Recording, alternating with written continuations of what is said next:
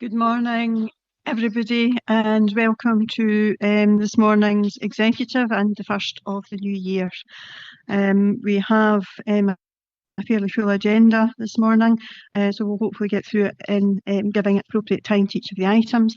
Could I just ask that people just check that their mobile phones are switched off or to silent, so that the microphone system doesn't pick that up as we go through the business.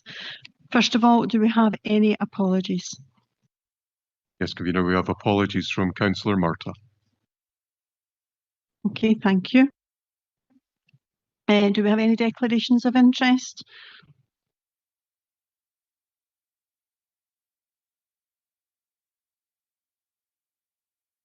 Councillor Banks? Item on damp proofing and timber preservation. I think due to my work and outside the council, I would believe that I should recuse myself from that item.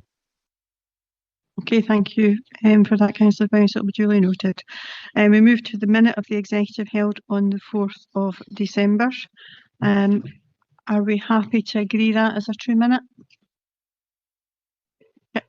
Councillor Spears? Declare an interest in especially the Dalgreen Hall when it comes to halls. I was the chairman of that for 32 years, but I don't particularly have an interest now, but I have a history with the hall.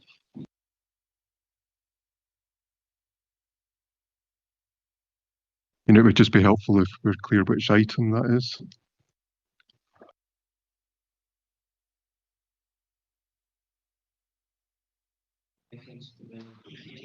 View report, which is coming to council as opposed to this one at council executive.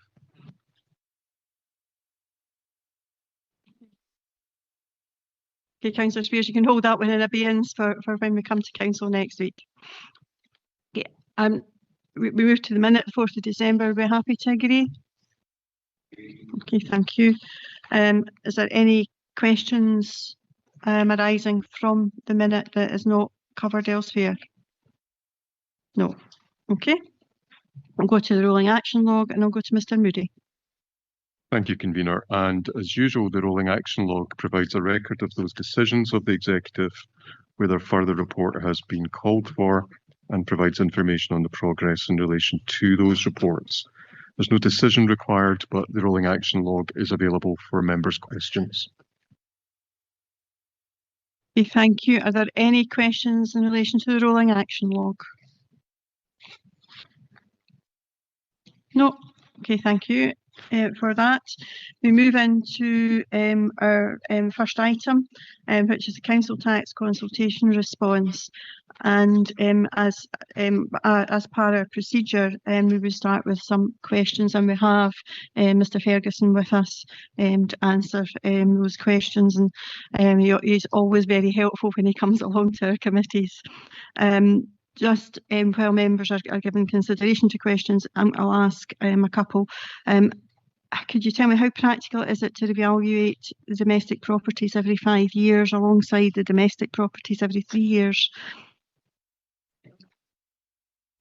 Sorry, the non-domestic properties every 3 years, beg your pardon. Yeah, so in Scotland, as you said, non-domestic properties are now valued every 3 years and have been since 2023.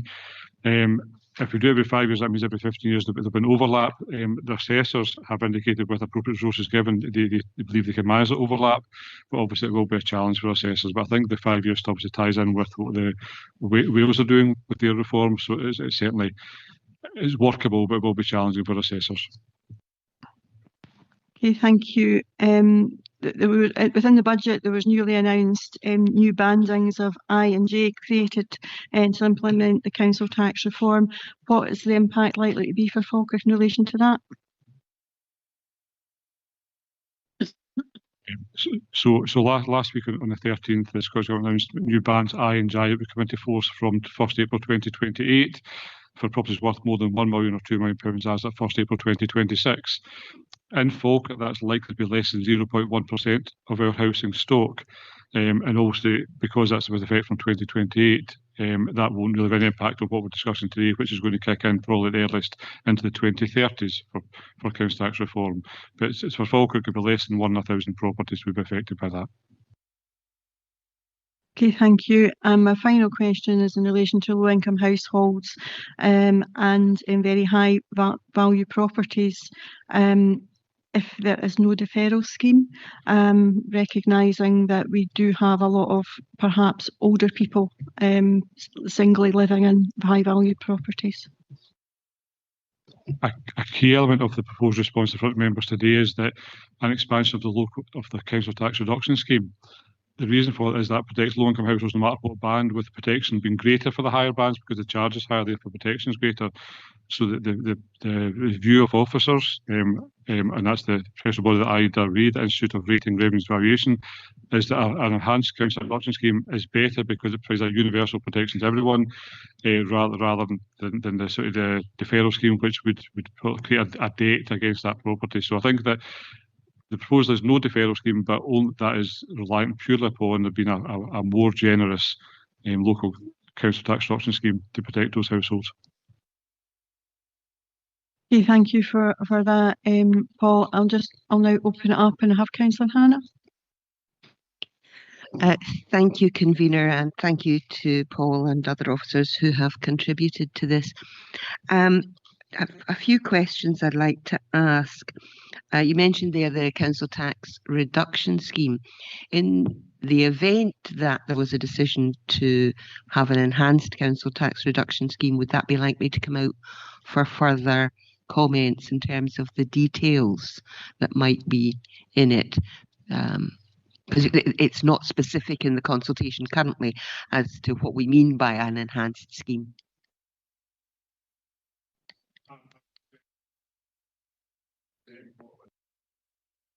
So, Paul, could you hold on a wee second until your light goes red? There was just a wee hiccup.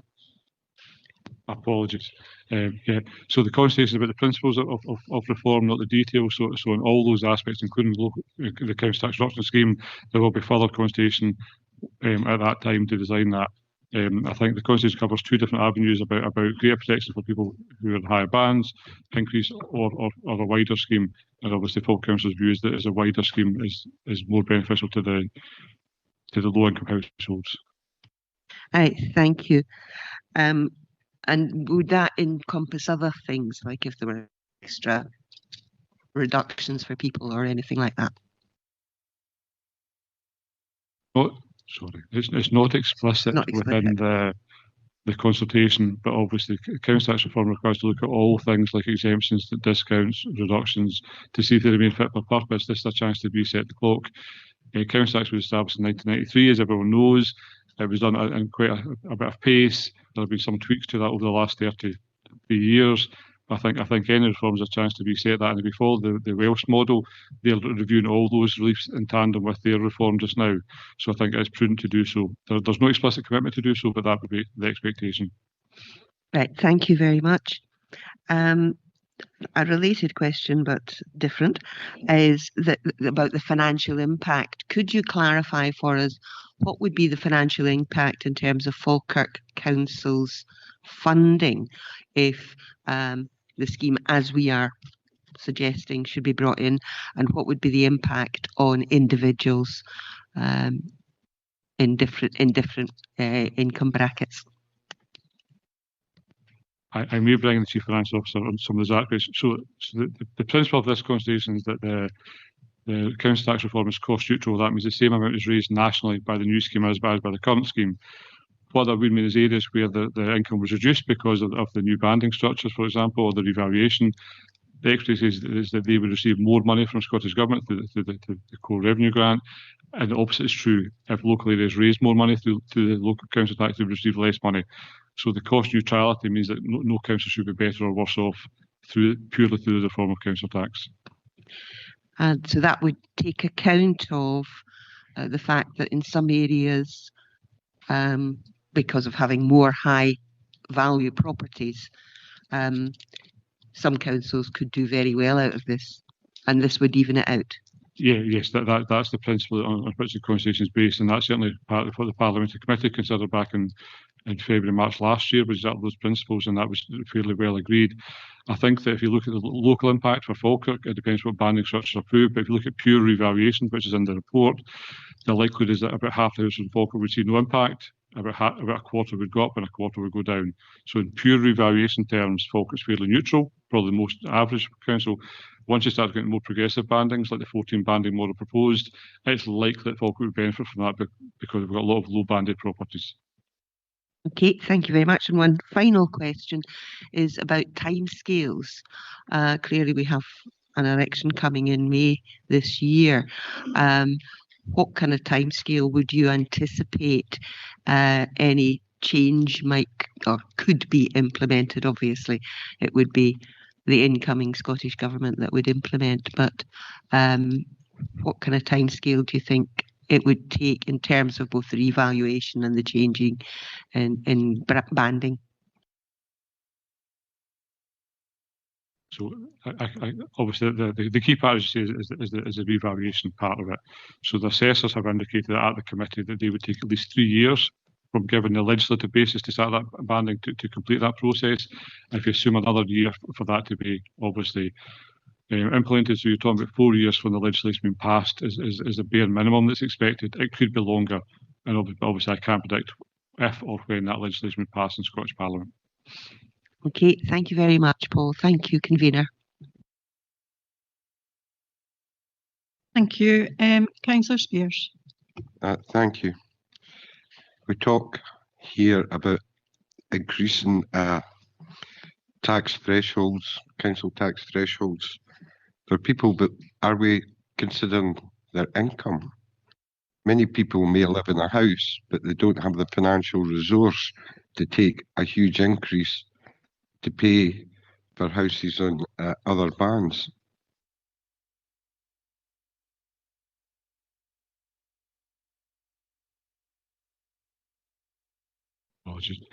So you're absolutely correct. There are two mitigations contained within the recommended response. One is that there's an initial transition relief scheme that protects that initial hit on households to no more than £300 or 10% per annum. But going back to that integral part I mentioned, we are very keen that the council tax reduction scheme, which is the bit that's based on income, is expanded to protect those households for that very reason. Yes. So that's part of Falkirk's response, and it's also part of the response of most other councils who have publicised their response to date. Look, be under no illusion about that. Okay, thank you. Okay, thank you. Bailey Kerr. Thanks, convener. Paul, what's the feedback for your counterparts in other local authorities? Obviously, he's all talk. So there are two elements to this. There's my professional body, which is the Institute of Rating, Revenues and Valuation, who submitted their response yesterday. Their response is very similar to what we're proposing today, with the exception they're proposing a 10-band model rather than 14-band model.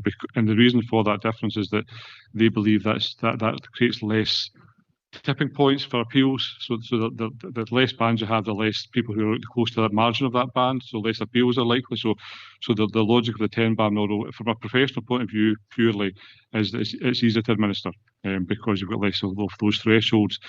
With regards to other local authorities, I think Edinburgh and Glasgow's response are public now, I believe. And again, they're very similar to us. The big difference, I think, from the Glasgow one is they're proposing a revaluation every 6 years, reflecting that fact that the rates values every 3 years to avoid them ever clashing. But beyond that, they're very similar to what we proposed. Thanks, Paul. So, with regards to the reassessing, will every local authority take the same timescale, or will they adjust it to their own needs? There are two different proposals within the constitution. One is for a national banding model, which is what we're proposing to follow, or a local banding model. I think the expectation with both versions of that is that the timescale will be universal for the whole of Scotland, that we would all progress onto this new form of taxation from the same effective date sometime in the 2030s, if it's agreed. So there's no local timescale. It's a national timescale that would be set by the Scottish Government. Thank you very much, Paul. Thanks, convener. Okay, thank you. And Councillor Bundy. Thank you, convener. It's to just ask a further question about the difference between the national banding and local banding schemes. Looking at the graph, it looks like Falkirk is in an average, so the local national banding doesn't really make much of a difference in that regard. But if you look at Edinburgh, have we heard if they, I'm just picking them as an example, are edging towards a local scheme to take into account that most of their properties would see a jump in banding if a national scheme was introduced? So you're correct. The difference between a local and national scheme effectively would be that our local tax income that we currently see would be the same no matter what we end up with. So you're right, East Lothian, Edinburgh, their residents would pay no more than they currently do. But what that would mean is it would be slightly perverse that a property worth £400,000 in West Bartonshire, for example, could pay double the tax of a property worth £400,000 in Edinburgh. So I think that the view of officers is that there's an equalities issue there, that somebody with equal wealth and equal property value is paying much more in a more deprived area of Scotland. So, but again, it's a political decision, but certainly that, as far as I'm aware, there's no local authority has publicly said they support the local one. East Lothian made reference to, I think Edinburgh eventually supported the national scheme in their response.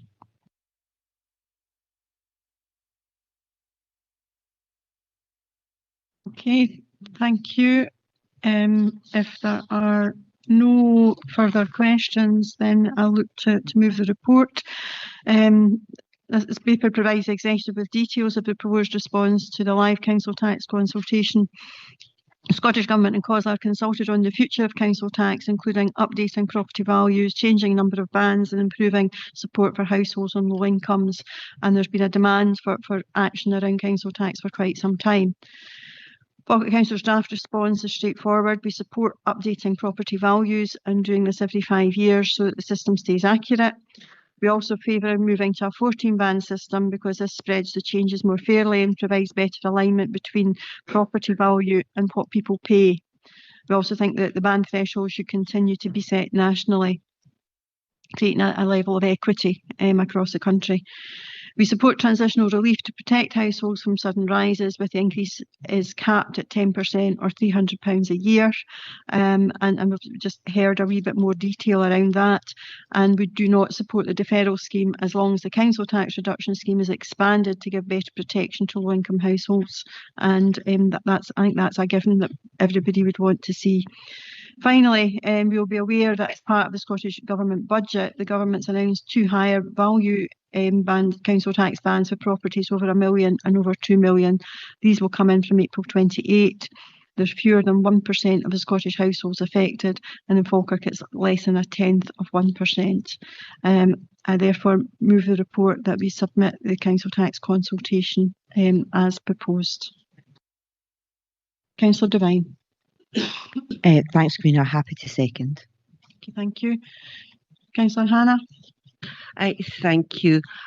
We are happy to support. We also thank officers for having given us briefings and having had discussions and having consulted with councillors over a fairly long period. So nothing that has come in the responses here today has been a surprise. I think it's worth saying, though, that anyone who wants to can respond to this consultation by the 30th of January. So if members of the public are interested, that's there. But certainly we are happy to support this proposed response. Thank you. Any of the other group leaders wish to make any further comment? Bailey Kerr? No comment. Councillor Spears? I think we're in for a difficult time. I know I say that on most things, but there is a lot of people out there that aren't going to be able to afford this increase and maybe have to sell their property. And we should do everything in our power to help everybody to stay in the house that a lot of them have been born and brought up in. Thank you. I think it's important to see that the timescales that have just been outlined by Mr Ferguson, is it's not going to happen this year, it's not going to happen next year. It's a significant period away, and therefore people will be given significant notice of the changes that will come in, and there is a number of protections that will then be given. So are we happy to agree the report? Okay, thank you. Thank you. I'll now move to our next agenda item, which is a sport and leisure update. Again, there is no amendment on this, therefore there's no debate, but I will open it up for questions, and I'll go to Councillor Garner. Thank you, Convener. I have a few questions, and I think Mr Hammond will be best placed probably to answer these. Robert, location. Are you confident this is the best location for the hub, and why only the one facility rather than replacing like for like? And public transport, what are the plans to look at making this site as accessible for all of Falkirk area as possible? Thanks, through you, Chair. The mapping that we've done so far, the proposed site achieves access for about 83% of the population compared to the next, by drive time, sorry. The next closest site is around about 70% at the old station site. The existing sites are 66 and 60%. So this increases access to that major hub for an additional 20% of the population based on the kind of current sites. We talked at the briefings about public transport, and it's already clear that the current site proposed, there's four buses an hour pass through Grangemouth out to that site. So the public transport and the transport assessment would come as part of the next stage of this as it comes forward with the full business case. So we would make sure that public transport is mapped out and clear for everybody. In terms of like for like, it's really about ambition and also the council's ability to afford it. We could create 2 local leisure centres on existing sites, but it would definitely have to be a far smaller scale, and that would be against the ambitions of the PDP, which talked about a regional sized hub. Additionally, those existing sites would need the closure of the existing sites during the build process, and each of those sites would then lose customers, income and potentially staff for at least 2 periods for demolition and construction on each site. The likelihood in the current market is the small scale of those facilities as a pro rata expense would be far greater than the ambition to build one site. And additionally, a double site option increases double design fees, double infrastructure fees, and then operationally you would have 2 staffing groups with a double maintenance contracts, double NDR. So the proposal there of that one location in that site we think is the best cost effective option for the council and meet the ambition of the PDP. Thank you. My second question, are you confident the one site will have the capacity to take the users of both facilities currently and the perceived increase in attendance from locals and further afield? Thanks to you. Yeah, the mapping that we've done as part of PDP and also with Integrated Consultants have looked at population growth for the area up to about 2030 and slightly beyond. It's modelling an increase of about 18,000 people, are taking the population of Falkirk up to about 178,000 residents. So we feel that the mapping that we've done against that, plus the requirement for visits for regional events, that one site, along with the various spokes, provides enough accommodation for the sport that people want to do. Obviously, the business case will further explore that, and we can provide greater detail of that mapping as we go forward in terms of the business case. Obviously, you're aware of the proposal around about the spokes, and the importance of those spokes are also really, really important. If come 2040, 2050, in the longer life of this building, there's significant development, we can then look at a business case to see if there's capacity gaps that needs a further development of a spoke in a local community. But those are further out. But the idea of that major hub, in that regional part is the key underpinning part of this proposal. Thank you again. Given the location, do you see this as being a draw for tourists and increasing the experience in Falkirk? Yeah, so the stadium site provides a proper opportunity for us to look at a sports quarter or sector, whatever we want to term it. Obviously, the main transport route and the other location of the other, retail and possibly the ambition of the football club to have a 4th stand increases opportunity for things like hotel viability. The close links to the Helix and the Kelpies that give people a reason to dwell in the area, so they may come for sport, but they may dwell longer and spend money in that economy. Furthermore, evening activities put on through either town hall or cinema give people that reason for that overnight stay. So whilst I'm no expert in tourism, the tourism economy definitely can be enhanced by a site that brings visitors to the area, and we put in plenty of other infrastructure to encourage them to stay overnight and spend money locally. Thank you. Next two questions can into one. What can we learn from the sites we visited during the PDP, and indeed the site currently under construction at Clipmannon, and how do we avoid making the mistakes that we saw at some of these other local facilities with the fluctuation in sport and leisure trends? Thanks. You know, leisure as an industry are very good at sharing lessons learned, and as we move forward to the development of the proper feasibility and proposal, we will go and visit other sites to learn from them. The example, I think I wasn't involved in the PDP, but I think we looked at the Allender site. The Allender site, if you speak to the staff there, they built some hall and studio space that they don't necessarily have capacity for it. They put their gym in the back in the corner of the building, and actually they probably should have expanded that gym space.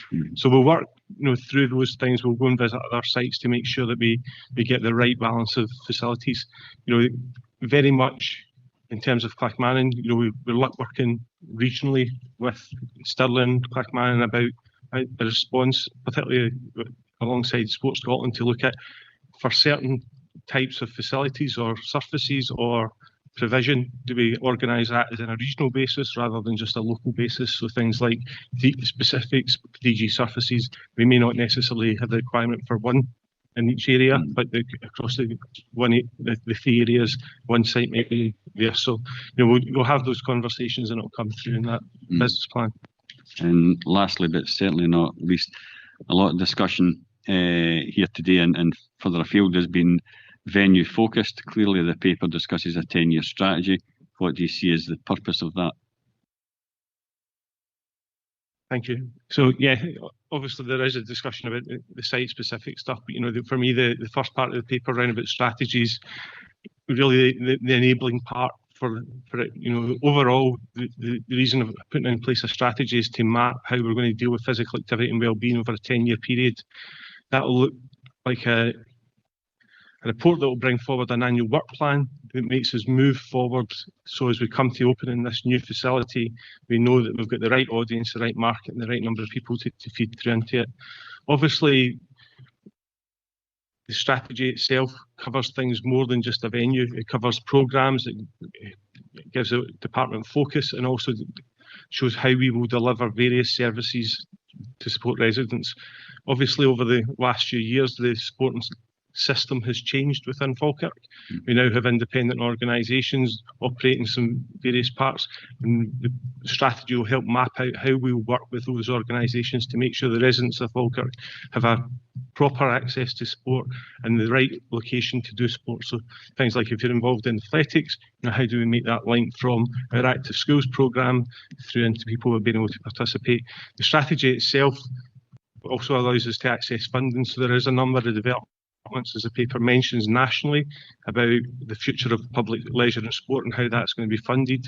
There's also a major part about the funding of sports facilities that will sit with the Scottish Government or the incoming Scottish Government to address in terms of the funding of the infrastructure. Most of it across the country is dated and starting to get to its end of life and requires investment.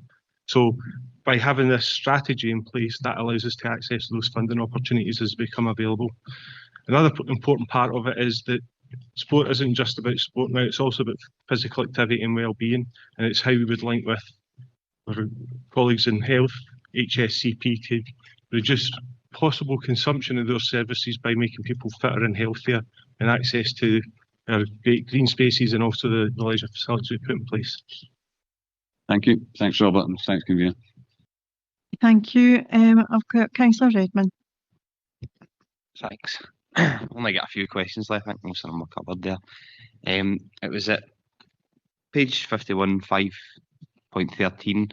It was talking about Falkirk being geographically quite a strong candidate to host regional events. We're right in the centre of Scotland, quick access for Glasgow, Edinburgh, Highlands, whatever. Have we got any ideas what types of events could maybe be hosted within the new leisure centre, and also could we talk a bit about the potential economic benefits that could bring to the kind of the wider local economy? Yeah, thanks for that. Yeah, through you, Chair. The governing bodies have been spoken to as part of the facilities strategy that we conducted in the earlier part of the year. Obviously, there's some key big sports involved in the area: swimming, basketball, which is a high performance sport, and we also have some unique sports as well that operate out. We've spoken to a number of national governing bodies about their intent, in terms of their national event programme. So Scottish Swimming, on their facility strategy, have identified that they would be supportive of a regional size facility for production of events. Most of the other governing bodies are at the point of producing their national facility strategy. So, we are Kent Sport Scotland to push them forward to make sure, if they're considering it, they consider the Falkirk area for it. In terms of the economic impact of putting on major events, if you look at Glasgow, how it's repositioned itself over the last number of years, it's the 5th biggest events city in the world, and that they use that to fund their leisure centres. Now, obviously, Falkirk is not necessarily of that international scale, but when you have international events coming, so in Commonwealth Games, you have teams that come and relocate themselves for 2-3 weeks out from a major event. So, there's a massive opportunity for us to take those kind of leases with those high performance teams as they come along. As we move through the feasibility, the event strategy part of it will, would be fully fleshed out and come in front of members for info at that point. Well, thanks. That's good to know that that's in hand going forward, and I suppose we're still at early stages, so that'll come forward. The other question I had was, it was talking about 5.11. It was talking about the existing facilities in Marner and Grangemouth, and I think it's saying there's backlog maintenance issues of around more than £1 million per building. So I suppose my two sort of thoughts to that is, we're going to be building a new leisure centre, but it's not going to be ready straight away. So how much of that £1 million per building is actually going to need to be spent before such times as we get the new centre open? And then I was wondering if you could maybe talk a wee bit about the sort of advantages of a new facility as opposed to, spending money again on older facilities, like in terms of running costs, in terms of how much people would want to use them, and obviously the overall sort of financial case for the council as well.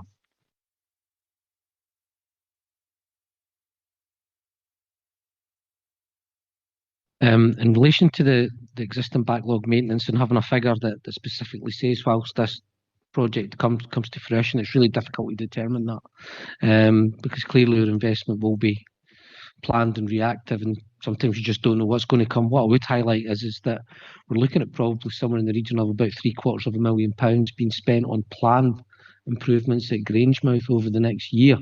That demonstrates our commitment to keeping these buildings open and providing the services that they've successfully done for this time. But there is a recognition that they're old. They are old buildings. They're not as suitable for the modern requirements that people expect in these fitness facilities or sport and leisure facilities. And therefore, we'll all have to consider what modernisation we do to those buildings whilst the new one is coming forward. But in terms of a kind of public message, I think the reassurance is that we will be maintaining these buildings as well as we can, recognising that we've got a new building coming on, and I'll let Robert touch on the advantages of a new building, but clearly as they are more energy efficient, the space can be optimised, the facilities that are inside them are better and more aligned to what modern customers are looking for, as opposed to those that were 40 years old. And as you've seen at particularly Grangemouth and more recently at the Mariner, there's been lots of work to improve the internal layouts and stuff done. That is generally more expensive, doing that kind of retrofitting and continually retrofitting into older buildings, than it is to actually construct new over its whole life. Thank you. Just before you come in, Robert, I think Malcolm wants to come in, and I'll come back to yourself, Robert. Thank you, Chair. I just wanted to sort of manage expectations to an extent, that what we have here is a proposal to do a feasibility on a new leisure facility for the Falkirk Council area, but this doesn't feature in any capital budget at present.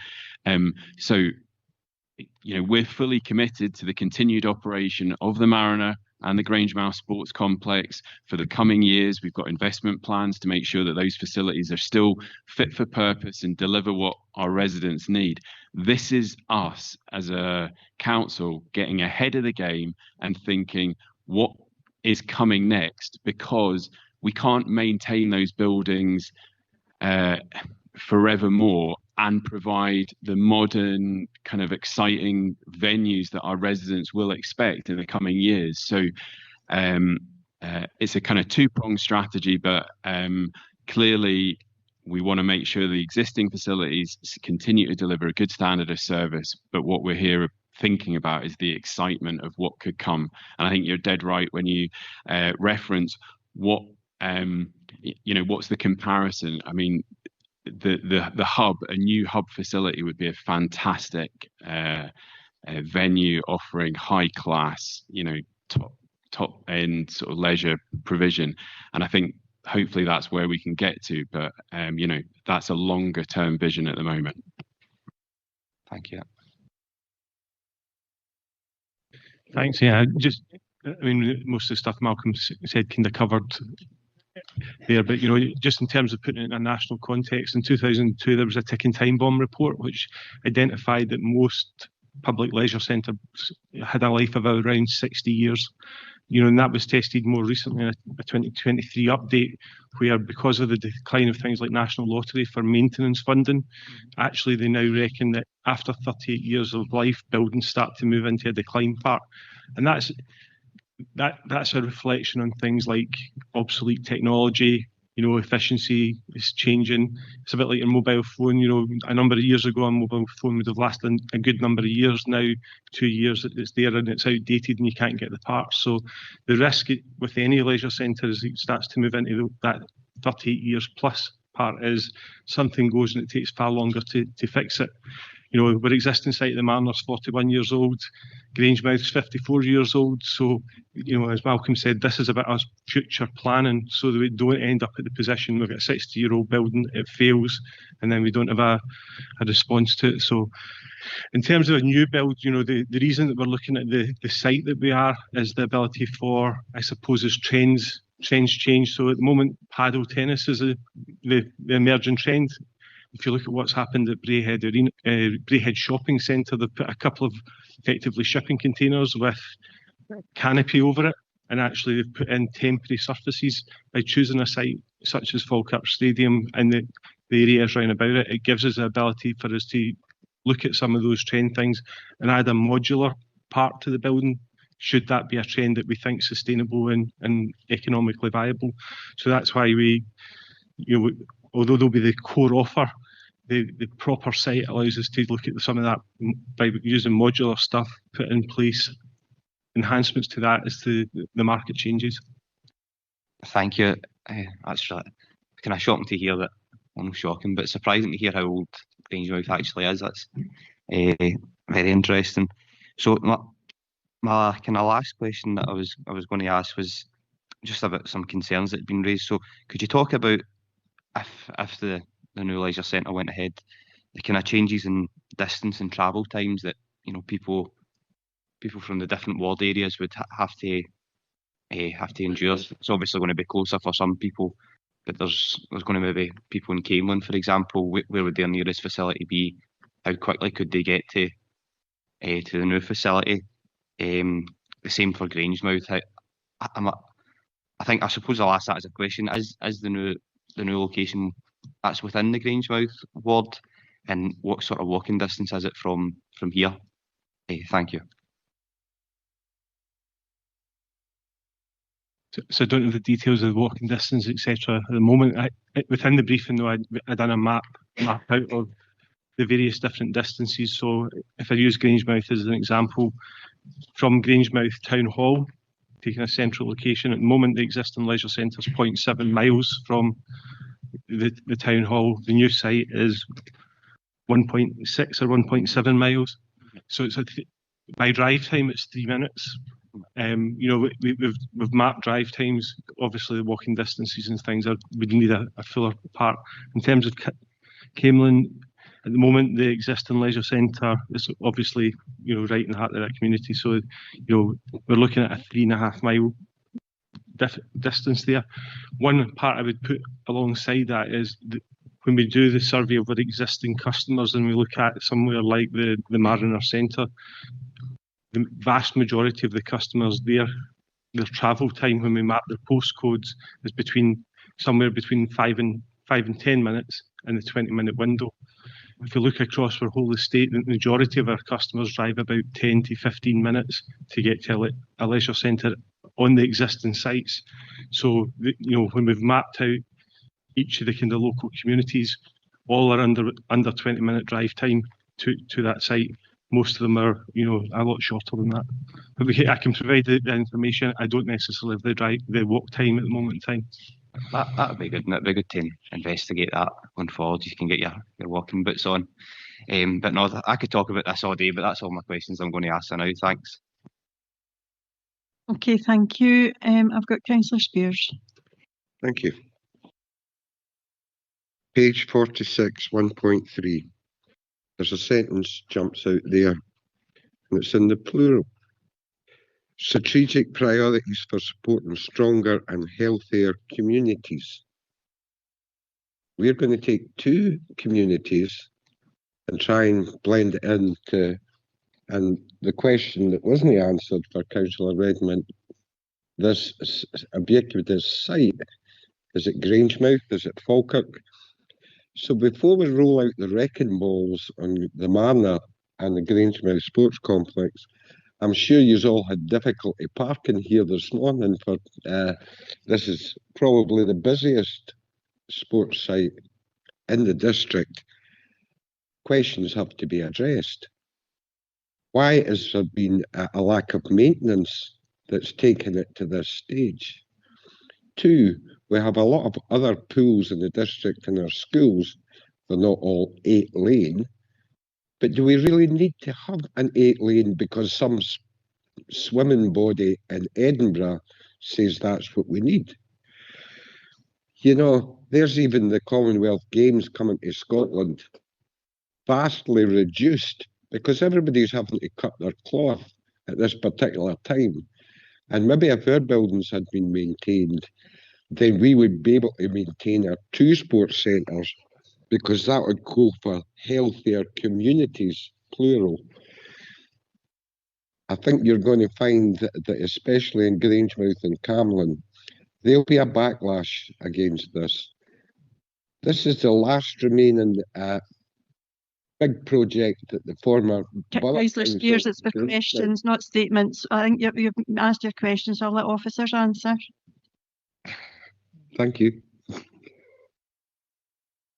So I'll come back in a couple of parts. Obviously, you mentioned the parking of this site. The reason we're looking at a regional size site, you know, is to make sure that we've got appropriate parking. We've got the ability to hold a regional site event, which brings money to the area.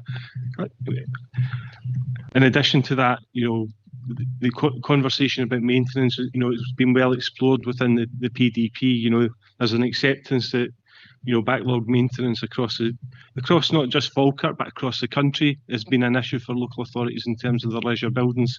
So it's not a unique thing to Falkirk; it happens across the country. I can't go back and change the past. What I'm looking here is a proposal to try and address that and make sure that people in the local communities do not lose their leisure centres because they fall over at a particular period. And obviously, Paul and Malcolm identified that we're taking steps to address some of that backlog maintenance in the intervening years. I hope that answers most of the question. Football match on the people for the Helix, who you want this hub to be next to so they can use the Helix and the Kelpies facilities, can't get part there at present. Then I think you're going to find the foundations of this particular building is going to be particularly expensive, as we've seen with the road development in the area. So I think we need to maybe go back and a lot more consultation. And I know there's going to be consultation with the local communities, but I think you'll find that they'll want Councillor Spears, do you have any more questions?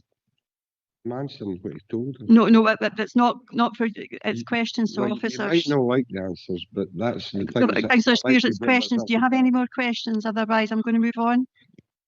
Okay, thank you. Okay, Bailey Kerr. Thanks, convener. Probably following on for Councillor Garner's question at the very start with regarding, and I mentioned it at the briefing about being big enough, because when we went to the Allender Centre with the PDP, they had regrets that you mentioned about the gym. The gym wasn't big enough. The cafeteria wasn't big enough. So my question is, with regards to the site that's getting proposed, is there area big enough to expand if required?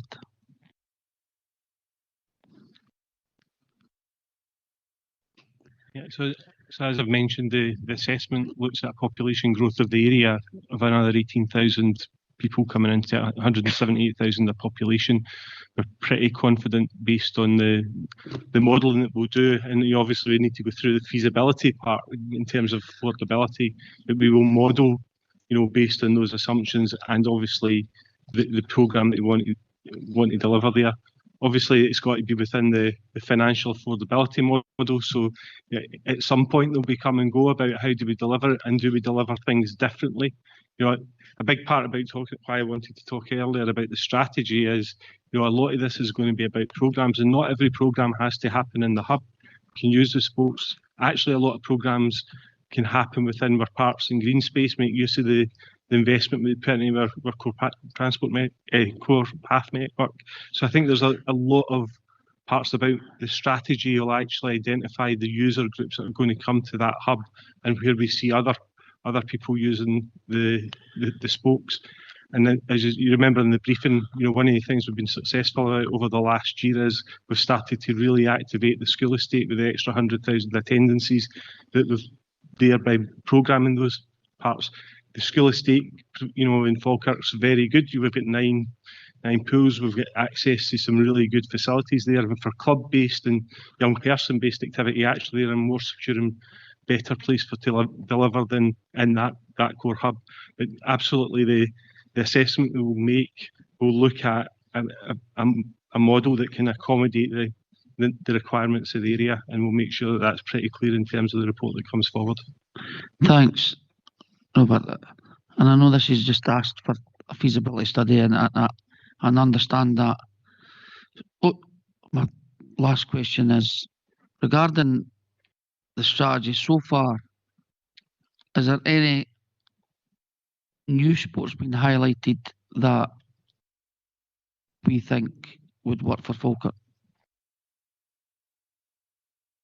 Right at the kind of early stages of that. Obviously, there's emerging sports, so tennis is declining, but paddle and pickleball have rejuvenated that, and the intent, speaking to the governing body, is that tennis is on the rise.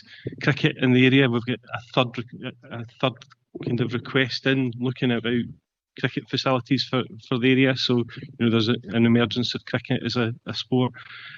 Traditional sports are still there, and speaking to colleagues in active schools, as we come out the other side of the Commonwealth Games, that's where you usually see the emergence and the uptick in sports participation. One of the key bits about looking at the strategy is about making sure that we see what governing body plans are, and we build that into the model. So when we come to make the final decision about delivery of a new site, the site's scaled up and ready to deliver those sports. Most sports can either be delivered in a swimming pool, a games hall, or some outdoor pitches, and that's one of the other parts about that strategic part. One of the bits when we focus just on the facility is actually there's a massive need for us to address how we look at the strategy around about pitches for the area, and particularly synthetic pitches. And I'm keen that the strategy brings forward proposals on that, in addition to the stuff round about the actual main hub development. Thank you very much. I think it's very exciting. Very exciting. Maybe not every member in the council maybe think that, but for me, I think it's the right thing today. Look forward. We didn't want to go down the scenario what happened in Bowness. So I think going forward, just all win-wins for me. So thank you very much for your answers. Okay, Councillor Hannah. Thank you, convener, and thank you to officers for bringing forward this report. As Bailey Kerr has said, I think it is quite exciting, beginning to look forward in terms of where we might be going. This is about a strategy, and I think it's quite important that we see it as that for obvious reasons. There's been a lot of focus on the hub part of it, but I wonder if two parts to my question. The first part is, what could you say a little bit more about the spokes part of the strategy, because I think it's important that we recognise that it is a hub and spoke model we're talking about here. Yeah, so obviously the report that came in 2024 identified the requirement of that hub, but the spokes activating it. So, one of the important parts, one of the most important parts from down about our Active Fourth programme was to secure the lease on the existing Stenhousemuir gym facility, which we've now done. We've got a 10-year lease put in place there. That means that we've got a stable platform for each of those communities to identify the kind of key requirements. As we look at the sports wings, that project will come back to council over the coming months to give an update. But obviously Bowness being the priority one to deliver for that project, to make sure that we activate that school estate and give people daytime access to those. And I think as we start to develop the Bowness model and see how that works, that provides a really important operational model for the future. And as I said in the kind of initial response, if we get to 2040 and there's a major development of housing in an area, and actually there's more and more people in that area, we can take the learning from the Bowness wing as we move forward into an operational model and make sure that we can judge whether there's a feasible case to put in those additional facilities. Those things are all in the future. The main part for us is how do we make sure that we get the right balance of facilities. So the wing that will go in will provide daytime fitness facilities, hopefully by extensive use of mag locks to make sure the school is still secure. We'll give people daytime access to pool. So we feel that that model, as we start to develop it, will be the kind of bit that we would replicate should there be a further requirement. Thank you. I recognise the importance of Bowness, but I'm looking forward to the Braes High School developments, being the councillor for the Lower Braes. Look forward to hearing what's going to be said there. Second part of my question is about the hub part, and it's about the feasibility study and the way in which you're going about that. I think we are all aware of the importance of sports facilities for health and well-being, and I'm really pleased this is being called a leisure and well-being centre. Not that it's runs off the tongue very easily, but the health benefits are in many respects the most important. Can I just ask you to say a little more about how you'll be working with our health and social care colleagues and NHS colleagues in terms of the feasibility to ensure that what is in the hub is going to meet the aspirations for in terms of health and well-being improvements? Thank you, through you, convener. One of the aspects of the visits we made to a number of the leisure facilities, the Highlander Centre being a good example of a health and wellbeing centre, how they can coexist, how they can operate together. So we are very keen, and we've had continued dialogue with our NHS colleagues to see how in the future this hub can be more than just a leisure facility, and where we can bring other partners together to look at the wider agenda on health and wellbeing. So that experience of visiting Ireland has really given us impetus to continue that dialogue with our colleagues to see where and how we can improve the health and wellbeing of our community. And the hub has been a real focal point for that particular facility to coexist together. So it's something we will explore as part of the business case going forward, and we have been speaking positively with our NHS colleagues at this early stage. Thank you, and good luck with it. And thank you, convener. Thank you. Just a couple of questions, more about clarity than anything else. I just wanted to, you spoke about the spokes in the school estate, and I think there has been a number of concerns already raised about what might be seen as a deficit within the communities of Camlin and Grangemouth.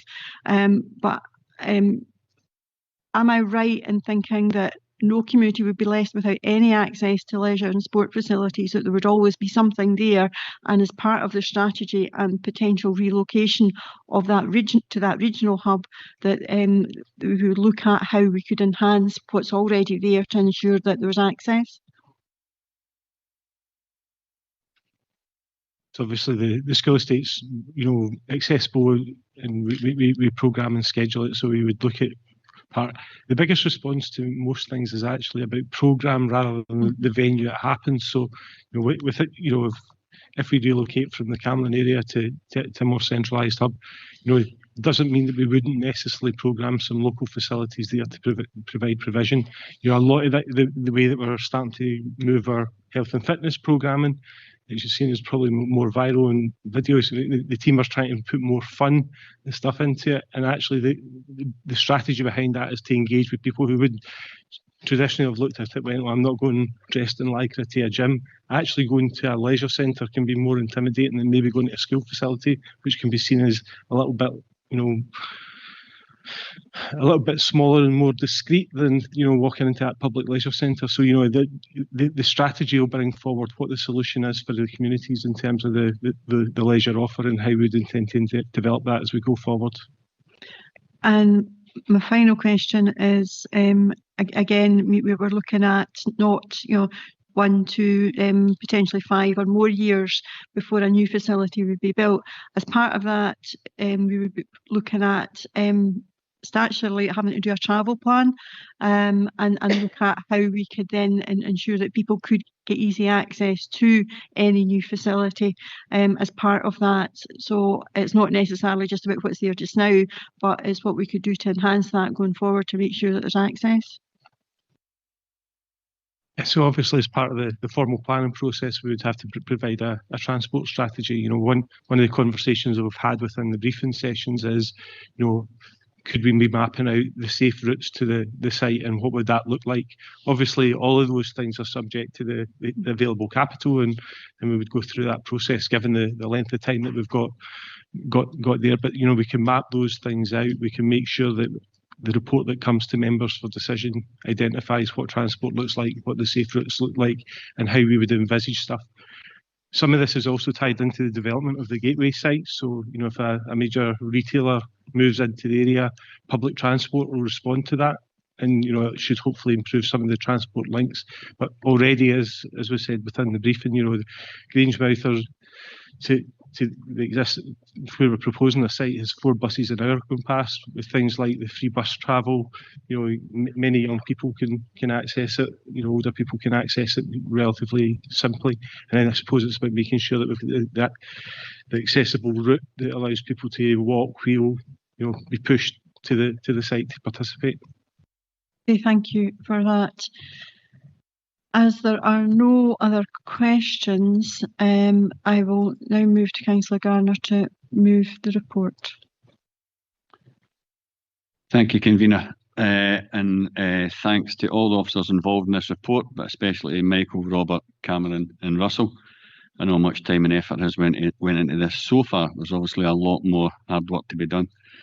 It's great to hear so many positive comments, far outweighing the negatives, and the very pertinent questions which were asked. I'm excited to introduce this important update in the development of Falkirk Council's new 10-year sport and leisure strategy, and the early planning for a modern leisure and wellbeing hub for our area. This work, along with the already agreed sport and leisure projects in Denny, Bowness and Braes, represents one of the most significant opportunities we have as a council to reshape how we support healthier communities, strengthen local participation in sport and wellbeing, and secure a sustainable future for public facilities.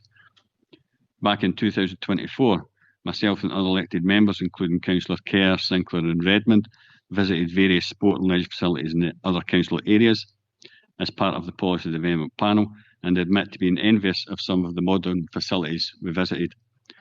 This showed us what we could achieve here in Falkirk, and this support goes some way to bringing us up to and hopefully overtaking these other local authorities. This will be a facility we can be proud of.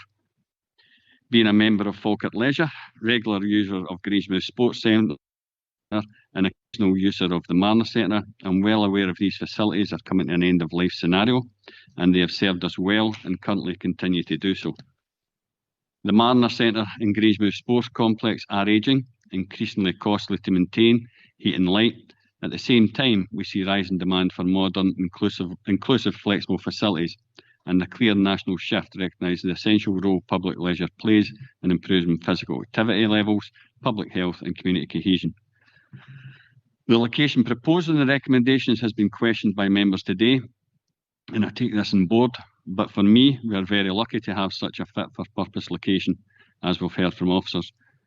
Yes, we are never going to please everyone, but given the transport links currently, the improved links being undertaken,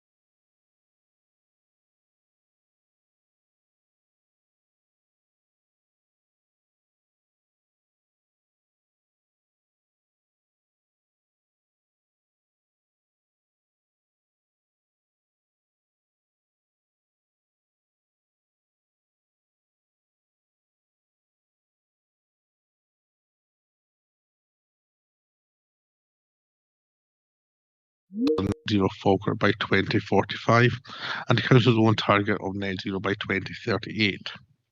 Let me begin by outlining the purpose and context of this report. Falkirk Council declared a climate emergency in 2019 and has since demonstrated sustained leadership in responding to the scale and urgency of the challenge. The original Climate Emergency Action Plan was approved by this executive in February 2022 and has been updated to regularly to reflect the progress. The CAP is intentionally a living document. This update reflects both what we have learned since 2022 and the need for clearer, more measurable actions that allow us to track delivery effectively. Importantly, the proposed actions support the Council's climate change strategy and align with the Falkirk Council Plan priority of supporting a thriving economy and a just green transition. The updated actions have been developed in close collaboration with the Scottish Climate Intelligence Service using the Climate View platform. This has allowed us to ground our planning in robust emissions data and to focus on the highest emitting sectors. A series of targeted workshops were held with colleagues across transport, education, waste, energy and climate change, procurement, housing and infrastructure. In particular, the heat and mobility target setting workshop helped illustrate the scale and pace of change required if we are to meet our net zero by 2045. These discussions translated into smart actions and were designed to go beyond business as usual, while remaining deliverable within current capacity. It is important to be clear that while the Council plays a vital leadership role, many of the changes required are not solely within our direct control. Achieving net zero will depend on national policy, private investment, and meaningful community involvement. These realities are reflected within the CAP. The full updated Climate Action Plan is included as Appendix C, but I'll go over a few examples. In transport, actions focus on improving the lived experience of walking and cycling. This includes auditing pedestrian wait times at signal crossings and ensuring priority junctions consistently provide wait times of under 30 seconds, as well as developing a sustainable transport design framework that embeds active travel infrastructure into all new and redesigned road projects. In energy, we propose issuing an expression of interest to explore partnerships with private energy companies to maximise solar and renewable energy generation across council-owned buildings and housing stock. Work will also be carried out to assess the cost-benefit of solar installations on new council houses, balancing upfront costs of long-term savings for tenants. Procurement sustainability criteria will be applied for at least 50% of Category C contracts by June 26, alongside the development of Falkirk-specific net zero procurement roadmap to support suppliers and internal teams. In waste, actions include installing renewable energy systems at both HWRC centres by May 27, targeting at least 80% renewable energy coverage. The CAP also captures actions developed through the Falkirk Agreement created by young people across the district. This is a powerful example of how community voices, particularly those of our young people, are shaping our climate response. Accountability for each action has been clearly assigned to name service support ownership and cross-council collaboration. On delivery and monitoring, progress will be overseen by the energy and climate change teams through regular engagement with delivery partners. The CAP will be updated annually with 6 monthly public progress updates published online, supported by accessible communications through social media. Annual updates will continue to be provided to this executive. In terms of implications, I acknowledge that the funding and resources remain significant constraints. Currently, actions are based on what is achievable within existing budgets and staffing. However, we are clear that significantly greater progress will be achieved with additional investment. Officers will continue to pursue external funding opportunities and phased delivery approaches. Legally, the CAP supports our statutory duties under the Climate Change Scotland Act of 2009, support updated the 2024 emissions reduction legislation, including a new 5-year carbon budgets. In conclusion, the proposed CAP action strengthen the Council's ability to respond effectively to the climate emergency, aligned with our strategic priorities and reflect the expectations of our communities. Approval of these actions today is fundamental to maintaining momentum, delivery transparency and ensuring Falkirk Council continues to show leadership in climate action.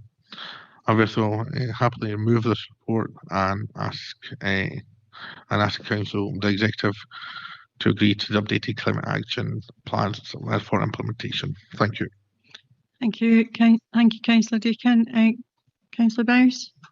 Thank you, Convener. I'm happy to second the updated Climate Emergency Action Plan.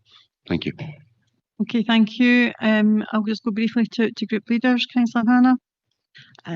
Very briefly, thank you very much to all the officers who have brought this forward. Climate change is a big concern for all of us, and we are really pleased that we are able to be doing something and that we have a plan for those things that we can do to change matters. Thank you. Billy Kerr. No comment. Okay, Councillor Spears.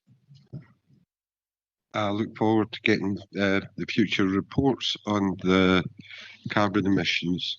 We'll then see if there's going to be an improvement. But until then, do we have another 6 months, maybe a year to wait? We'll wait and see. I think the reporting of the carbon emissions is out of our control, and we have to just respond to when we get the information. Kate, are we happy to agree the report? Okay, I'm going to have a short comfort break, 10 minutes, if we can come back fairly swiftly. Right, thank you.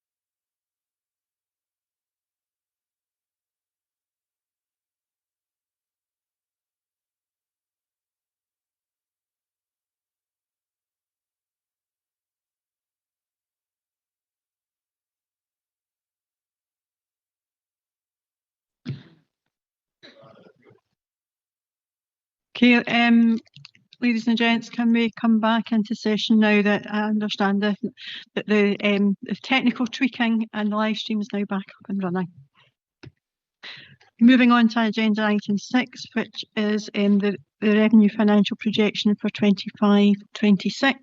Again, there's no amendments, therefore there's no debate. I will open up for questions. I will begin with just a couple of very brief questions to Mrs. Templeman. Just could you say a wee bit about the need for the report indicates additional funding from reserves to specific areas, and I just wonder if you'd say a wee bit about the need for the investment in the libraries and the digital strategy. And it may not have been Amanda, it may be Karen that requires to say that.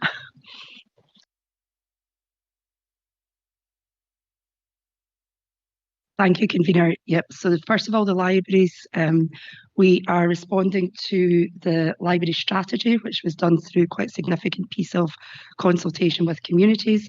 The work in the libraries is around how we can improve the environment of some of our libraries. We've done a review of all of our library buildings. So this isn't about the actual library provision, it's more about the buildings to make sure that we can enhance that as far as possible. But we're also looking at some of the technology we can use to increase opening hours without additional staff, etc. So there's a whole host of work being done there to enhance that provision in a different way through the use of that money. And that should benefit our communities. On the digital side, members will receive a copy of our digital strategy in February for consideration.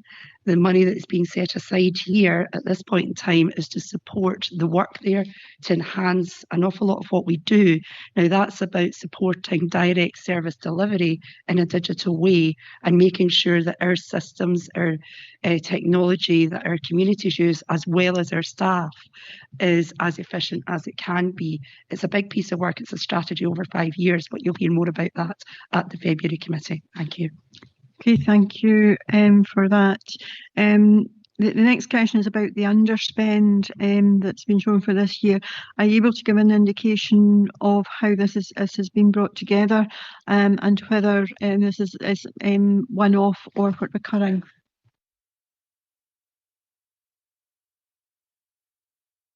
Thank you, Convener. So it will be a mixture of some one-off and some recurring savings. A lot of it will be linked into staffing vacancies. We had, in the financial strategy, we had talked about the budget realignment exercise, and that exercise will be presented and referenced in the budget report that will come to members in March. And really the point of that exercise was to look at these underspends and to try and see what can we build in going forward. So what can we build in on a recurring basis for the 26-27 budget? So a lot, as I say, a lot of the underspend I think is around services, just the rigour and the efforts that are being put in to effectively manage budgets. Some of it will be around difficulties in recruiting vacancies, so in that sense it will be one-off if those vacancies get filled. So they'll really come from a mixture of areas. In terms of the wider sort of underspend that's marked against pay award and national insurance, so you'll see that on page 126.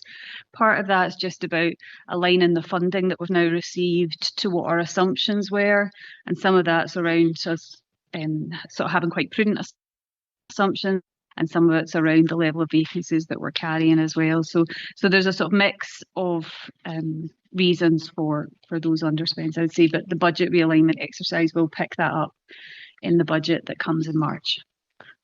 Okay, thank you. The other one that I wanted to ask was the returning of the underspends to service concessions and just to why that is seen as the most prudent way of using that. Thank you, Convener. So we we started the year with a projection to use £11.5 million of service concessions, and we flagged from the beginning of the budget that that's non-recurring funding to balance a recurring position, and that's not sustainable. So we want to reduce that as much as possible, and our ultimate goal is to not have to apply any service concessions. As we've said before, service concessions are backed by borrowing, and so the more prudent and effective way to use service concessions is for capital investment rather than for revenue purposes. The more we can protect service concessions, the bigger pot we have for that capital investment, and the more opportunities we have to make a real impact with that funding. So that's why we, in both 24-25 and 25-26, we have ensured that any underspends go back into the service concessions pot to sort of maximise what we have available. Okay, thank you. And my final question is in relation to the 1.92 million from the non-domestic rates statutory penalties, and just wonder if there should be a wee bit more explanation just to aid understanding about how that's occurred, as it seems quite a significant amount. Paul Ferguson is online, if that's okay, and he could answer that better. Absolutely. Mr. Ferguson? Yes, so I think sections 5.132 to 5.134 tries to outline the issue. What happened was that we introduced a new software system in 2013 for rates. The bottom line for recovery is we have a debt owed by a ratepayer, which is made up of statutory costs at 10% plus the original rates charge. That figure was never in doubt, never questioned, but what the system did was it misreported how much that debt was split between the unpaid costs and unpaid debt. So for around about 10 years, we were understating the cost recovered, which is the element that we retain locally that doesn't go to Scottish Government as part of the pooling arrangement. That was identified as an issue in 23-24. We identified the 23-24 in-year collection of costs accurately. However, we did not deal at that point with a retrospective period, which we've now dealt with following a thorough review this summer. So essentially, it was a new system.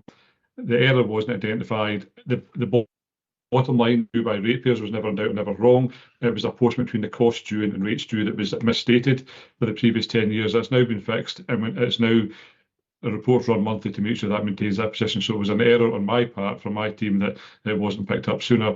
The software supplier provided that fix in summer 23, and it's now flushing through into the accounts. That it's money we can retain, but it is a one-off, non-recurring £1.9 million. Okay, thank you for that. I'll just now open it up, and I've got Councillor Bundy and then Councillor Hannah. Thank you, Convener. In regards to recommendation 3, it is going to be spending, if approved, 1.92 million.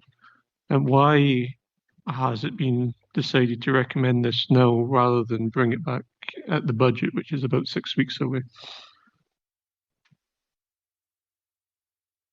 Thank you, Councillor Bundy.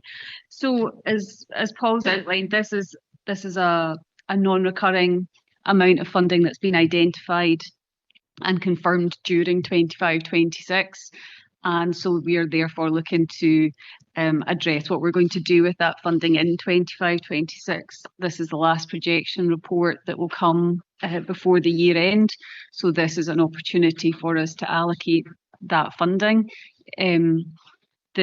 So it's really just taking a position that's arisen in 25-26 and trying to tackle that. Now, it could be deferred until the budget if that was a preference, but we would still want to look at what the most effective way is to allocate that funding. And our discussion around officers was that the importance, as Karen's laid out, in terms of the digital strategy, we will undoubtedly need funding to be able to support that work. And so that seemed like a really prudent approach for us to take. Thanks for that answer, Amanda. How much would council tax have to rise by to raise 1.92 million? As a very rough rule of thumb, I would say sort of just under 2.5%. Thank you. Okay, thank you. Councillor Hannah. Thank you, Convener. I'd like to go back to the 0.2 million for library investment and the 1.72 million for the digital strategy, and the fact that it's coming from reserves. Just two-part question. First of all, can you clarify why it was that this was not anticipated at an earlier stage? Why it is that we need to take it from reserves? And could you clarify that what the consequences are in terms of taking it from reserves? If I maybe start and you may want to come in. So the money that's going into the reserves is the money that Paul's outlined, which has been found and reviewed during the summer and confirmed in the autumn. So it's the 1.9 coming from the NDR penalty. So it's one-off allocation. We are sort of then saying it would go into repairs and renewals reserve and be spent from there. So effectively it's an in and an out in terms of this report. It's not reducing an existing reserves balance, and it's not impacting on the council's overall bottom line financial position for the year. Thank you. I think that's important to clarify. I think Karen wanted to come in as well. Thank you, Convener. Convener, I think it's just worth saying that this is a reserve, it is a one-off piece of funding, it is not recurring, so it would not in any way impact on, for example, the budget decision around council tax, because it is simply one piece of funding that can only be used once. And whilst the digital strategy has still to come to members, we know there is a need within there to try and find some funding for that. Identifying this funding at this stage enables us to put projects in place at an earlier stage and develop some of the new initiatives at an earlier stage to enhance how we deliver some of our digital services. If we didn't do that, it would take us longer to be able to implement some of those changes once members have approved that strategy. Thank you. Thank you, Convener. Okay, thank you. Councillor Spears? You're saying it doesn't affect the strategy. We're getting it in here before, so we don't have that reserve then to help us at the budget. The Scottish Government gave us a 2% increase, which doesn't cover inflation or wage increases. And here we are spending reserves money before the budget.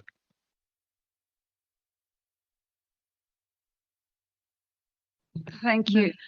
I think we've brought forward a proposal that we think is reasonable and prudent. And obviously, as members, we've asked for agreement and you can choose not to agree or you can choose to agree to that. We will be bringing forward a further update on reserves. There's reserves information at the back of this report. You can see that our reserves level is within the range that we have set out in our reserves policy, which members agreed last March. So we've set out the information, we've set out the rationale for why we're recommending this proposal. I would hate it to look like this windfall's been spent before the budget's done. Just to clarify that point, that is not in relation to the incoming budget, it is in the current financial year.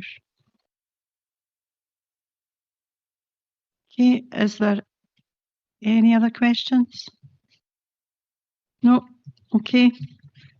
I will look to move the report. It's noted that the year-end prediction for the revenue outturn is showing a 3.59 million underspend, and it's recommended that this be transferred to reduce our budget allocation use of service concessions, and Mrs Templeman's explained why that is a prudent way to make use of this underspend. It's also noted that our reserves have remained in a healthy position and are sitting closer to the upper end of our reserve strategy. The underspend is the result of a close budget monitoring with the services and indeed vacancy management, some of which has already been indicated would be recurring, but others will be looked at to see what can be baseline going forward. Council agreed following the predicted overspend by the IJB a contingency fund that could be called on should the Health and Social Care Partnership Recovery Plan not fully cover the gap. It is still anticipated that the 2.5 million contingency will still be required to support the IGB, and that will be coming forward as part of the business case and update to the budget. The HRA, there was a need to use reserves to deliver the housing and investment commitments. There was, however, an agreement that through robust budget management and reduced costs of borrowing rates, that any underspend could then be replaced to the reserves in order to progress back up to the 5 million threshold.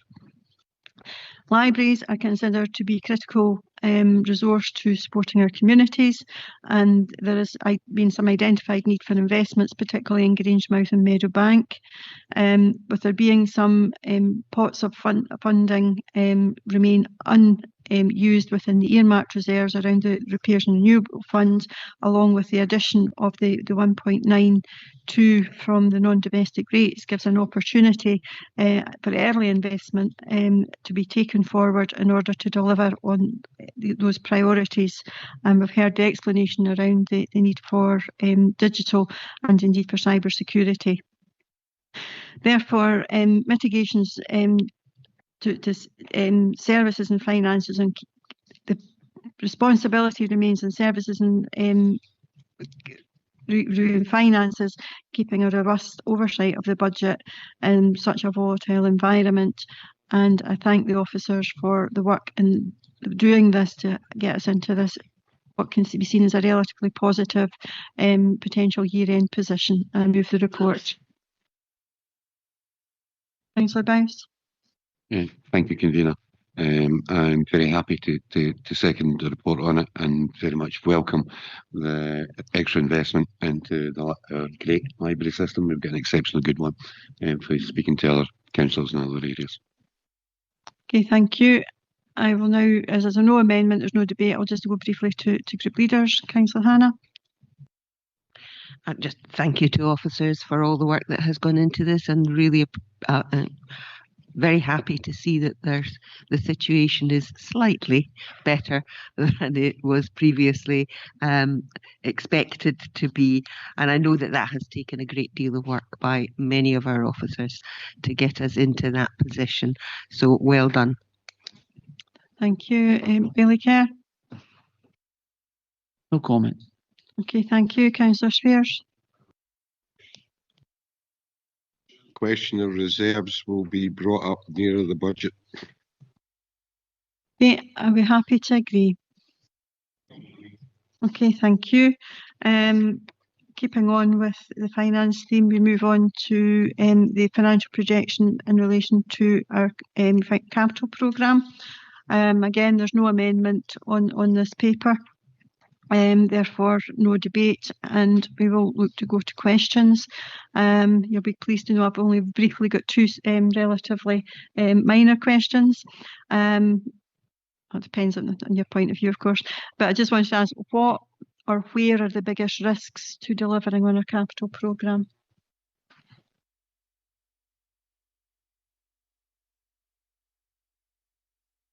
I'm not sure maybe if Paul may want to come in on that in terms of the sort of risks around construction inflation and those kind of issues. I suppose the biggest, I think as a council, we're making good progress in terms of delivering the capital programme. We're seeing improved levels of capital budget being spent year on year. So I think we are making good progress. I think we have a lot of big ambitious projects coming up, and that's where Paul may want to come in about the kind of overall risks in terms of delivery of that. I think from my point of view, from a financial point of view, there does seem to be a continuing theme of difficulties around construction inflation and the impact that has, and we're not really seeing evidence of that slowing down or stopping. And I suppose sort of looking at it from a sort of geopolitical issue. There's a lot of uncertainties right now in the world, and those uncertainties do have a real term impact on things like inflation and things, therefore, like interest rates. So whilst we're seeing our short-term interest rates continue to sort of reduce a little bit, we're still having risks around longer-term interest rates, which are remaining high. And that's why you'll see in this report that we're not sort of locking in long-term borrowing at this point, but that then carries risk about the amount of sort of short-term borrowing we're having to replace and how regularly we're having to do that. So, but I'll maybe let Paul come in terms of the risks around the wider programme. Thanks. Okay, Mr. Keswick. Thank you, Convener. As Amanda highlighted, construction inflation is a particular challenge at the moment, and it's not localised to Falkirk. It's a national issue. We have pretty high levels of construction inflation. We've had them from COVID, and we still continue to have them. We also have a lot of, one of the contributing factors to that is the availability of contractors in the supply chain. Everything's getting more expensive because its costs, fuel costs, energy costs, everything go up. That impacts, and it's cumulative when it comes to large scale complex construction projects, of which we have several. And therefore it is difficult when we are appraising costs at a very early stage to get really good information on those, and then when we get further into them we do get more information, and that's when we can have some surprises coming out in terms of what those costs are starting to be projected forward at. We've also had to deal with things such as Maddiston Primary coming in, which has put pressure on the capital programme, and so when you do get those things, it does increase the pressure across the programme. What I would say is that colleagues are using other endeavours, and we're using external consultants to try and map us way through all of these complex projects and to get good costs. But ultimately, until you hit tenders and hit contractor appointments, you're still against that challenge of making sure that your projections are accurate. Okay, thank you for that, Paul. A second question, it may well be that Kenneth, as the Chief Executive, may want to consider this one, is how critical is it the need for capital investment within our council area, and particularly for our communities?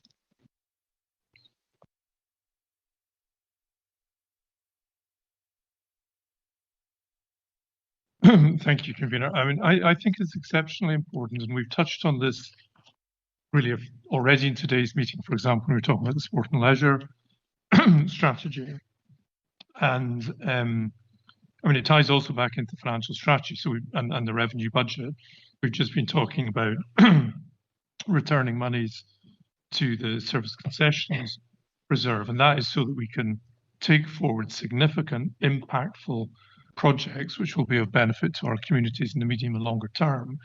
And given the challenges we've talked about in relation to our assets, the age of some of them, the condition of some of the backlog maintenance, I think that having a really ambitious and forward-looking capital programme is centrally important to this council. And through the financial strategy, through the decisions we've been taking to hold on to our service concessions reserve, we then have the opportunity at the right time, and we've talked about the need to get a revenue balance before we take significant decisions in terms of the allocation of these monies. But hopefully we'll get close to that point relatively soon. And it makes a difference to communities. It makes a difference to communities if they can see that their schools, leisure centres, libraries are in a good condition and fit for purpose. So I think it's of fundamental importance, Convener.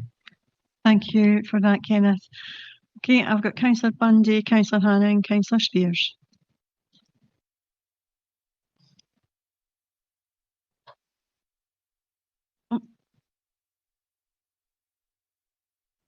Sorry.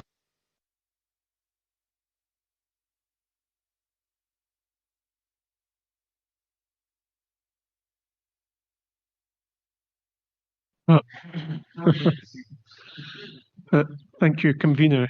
In the report, it correctly highlights that inflation is falling, and there seems to be a bit of a narrative that high inflation is bad, lower inflation is good, but lower inflation isn't necessarily good if it coincides with other economic factors such as rising unemployment and wage growth stalling, and that's currently what we have.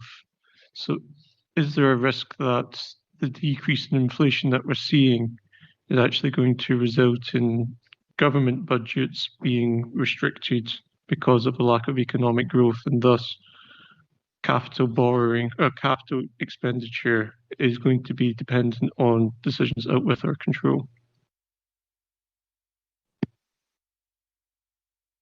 Thank you, Councillor Bundy. I think so. The Bank of England, through the Monetary Policy Committee, are trying to strike that balance, aren't they? Their target rate for inflation is to obviously 2%, and one of the levers they have to try and have some influence control over that is around interest rates.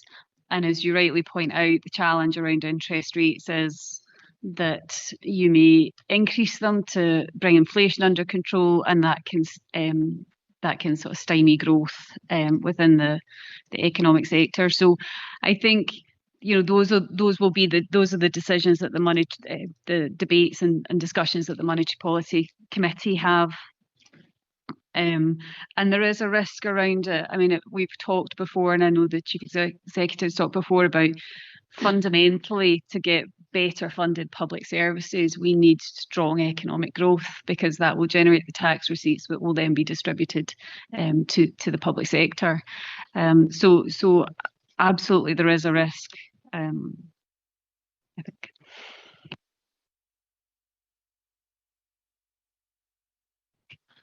And looking at the wider geopolitical aspects, you said that inflation could come back because of the unpredictability.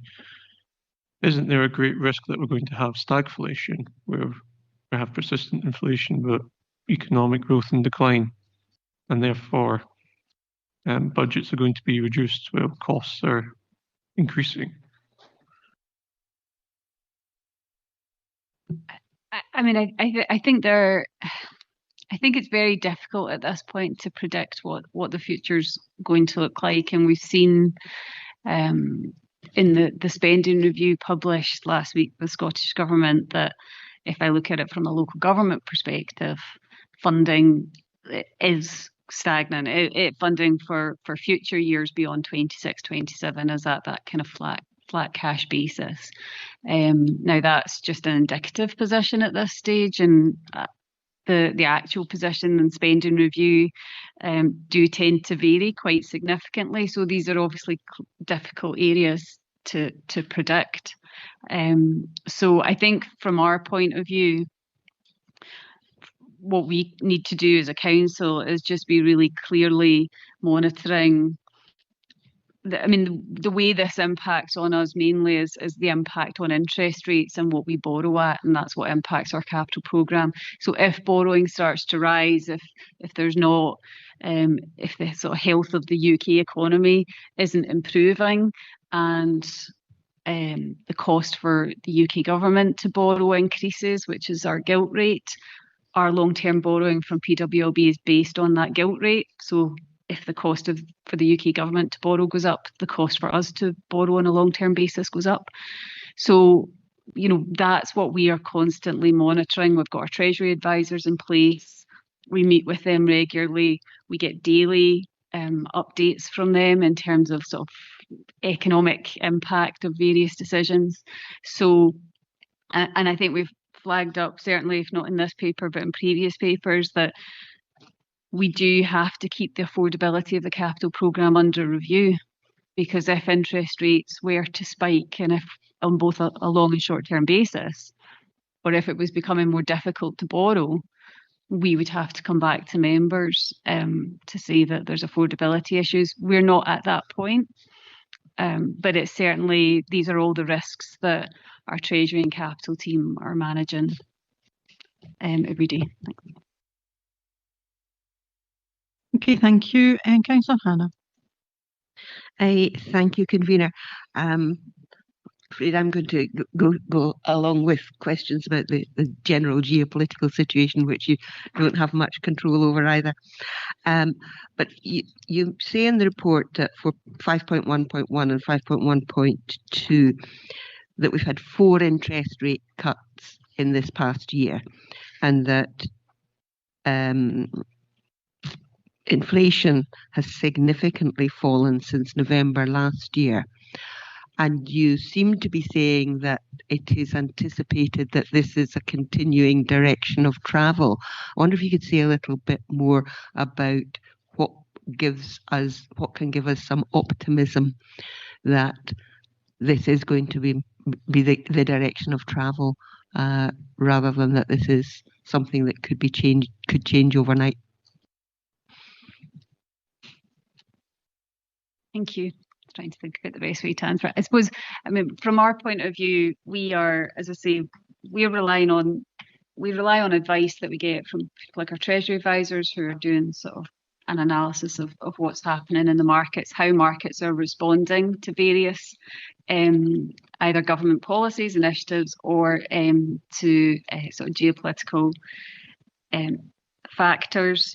We also, we've referenced the Office for Budget Responsibility, and we are looking at their sort of analysis and trying to understand what their view is of what's going to happen.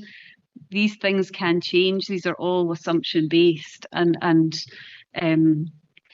so it can change. And I think one of the things that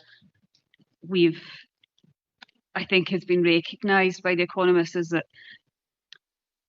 sort of 5 years ago interest rates were exceptionally low, 0.75%, whatever. But we're not going to get back to that position. So I think what they're sort of saying is round about a 3% interest rate will probably be a kind of new norm in the economy. So we can look at that and say, well, we're not expecting, we can factor in what we think the reductions are going to be and when they might happen, but we're not expecting to go back to those levels. So there's a sort of a level of prudence or expectation in there based on what the economists are telling us is likely to happen. Now, we do know that can change significantly. So when we had the mini budget, for example, the interest rates changed dramatically. These things can have an impact. So we just have to go with the best information that we have available at any given time. And just a supplementary to that is, does that mean, since you're saying that around 3% could be the new norm in terms of interest rates, does that mean that there's likely to be a continuing issue between our short-term and our long-term borrowing that we need to factor into our planning? I think in a sort of optimum scenario, you really want to be balancing between short-term and long-term borrowing. So you want to be sort of locking in some of your long-term borrowing so that you've not got that constant churn of borrowing, but taking advantage of some of the short-term rates and doing some borrowing on a short-term basis. Recently, we, in common with most local authorities, haven't been doing a lot of long-term borrowing because of the high interest rates and because of an expectation that those should start to come down, and we're kind of waiting to see that before we lock into those rates. I should maybe say, though, that there are some, we have done some PWLB borrowing. Part of that's because there are things like some discount rates for housing and things like that, so we can that all local authorities can access. So if we're borrowing for HRA, which is a significant part of our borrowing, we can get some adjustment to the PWLB rate to support that. So we have done a little bit of long-term borrowing, but I think in an ideal world you would be able to lock in a little bit more long-term borrowing than we have. But we have sort of we set target rates. So if borrowing gets to that position, then we will will lock in and try and borrow. So yeah, stop there. Okay, thank you very much. I might take more detail on that offline. Thank you, convener. Okay, thank you, Councillor Spears. A question regarding what the Chief Executive says about the feel-good factor of people in communities when they see work getting done. But going back to Mr. Kettrick, you did say you're sort of on a breakdown maintenance situation. So while interest rates are fluxing, would we not be better to concentrate on making good the equipment and the buildings that we have at present?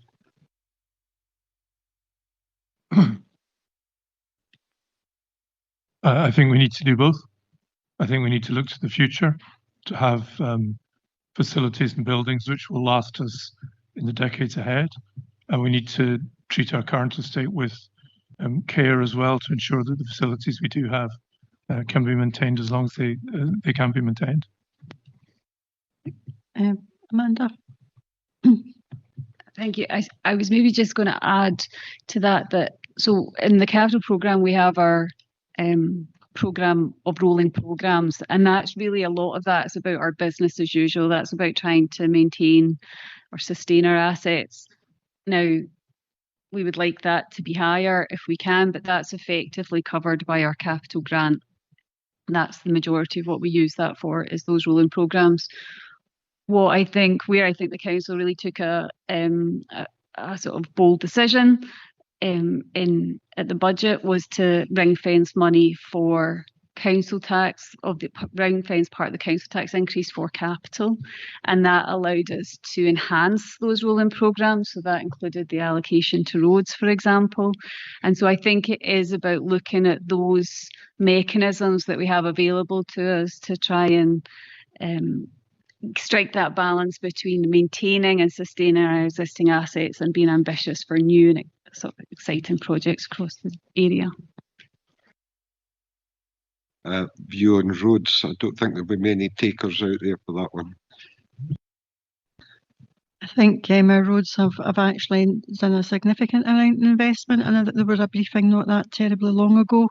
And just to say that I think we need to keep it into context. A lot of the roadworks that are going on currently aren't necessarily council works.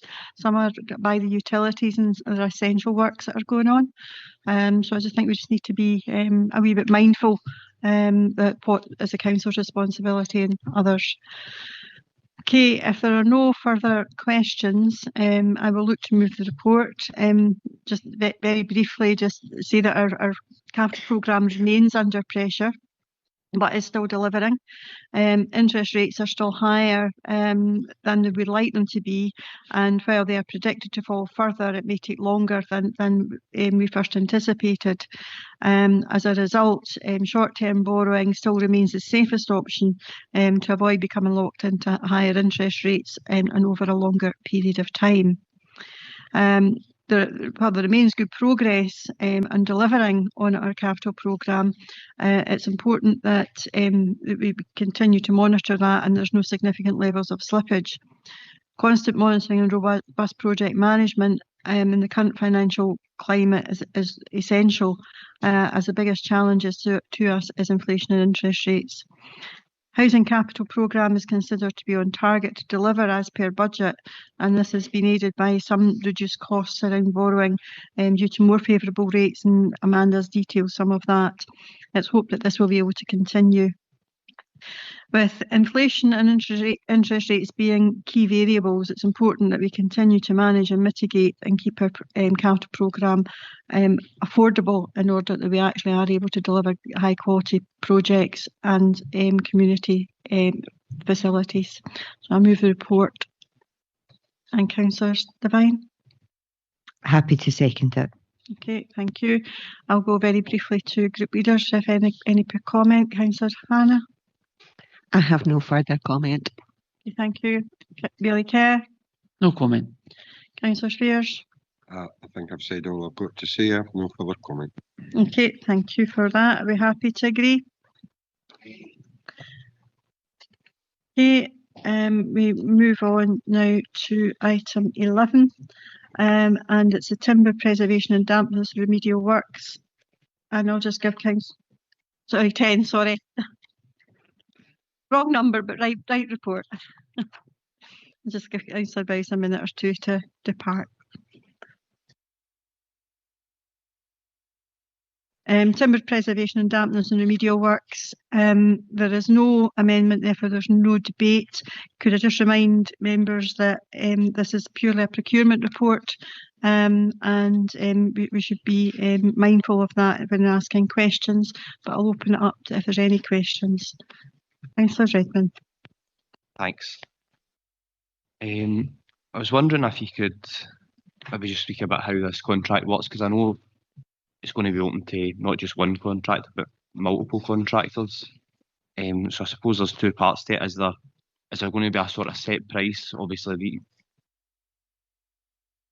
Oh, so apologies, I was looking to see which officer was going to take this, but it's Douglas Gardner who's online. All right, thanks. I'll start again. So yeah, so we're going to have multiple different contractors. Is there going to be a focus on employing local contractors and encouraging local businesses to get involved with this? Thanks for the question, Councillor Redmond. So, yeah, you're absolutely right. We are looking to get more than one contractor. We're looking for between 4 and 5 contractors to join this framework. It will be based upon price, and there will be opportunity for local contractors to join that framework.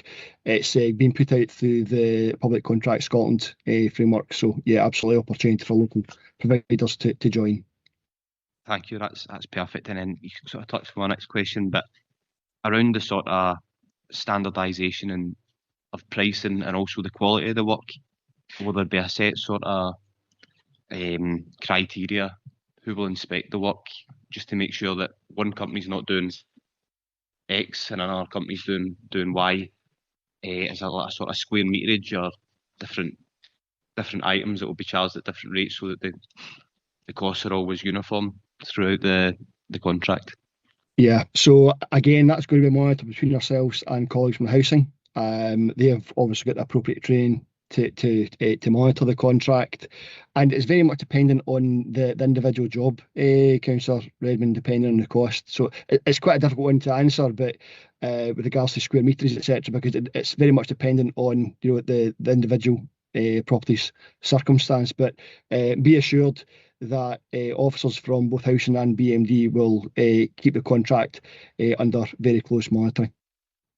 So just kind of on what you said, and understand every property will be unique and could have different circumstances. So say there was a property in need a repair, would maybe 3 of the contractors on the framework, would they be able to submit a price to that and we would just go with the cheapest price, or would it just be that's allocated to that contractor and they can price what they want? No, my understanding is it would be based upon price and the type of job required as well.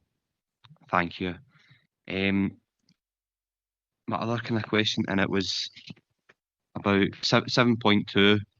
It was talking about that the expenditure demonstrates a proactive approach to safeguarding housing quality and tenant welfare.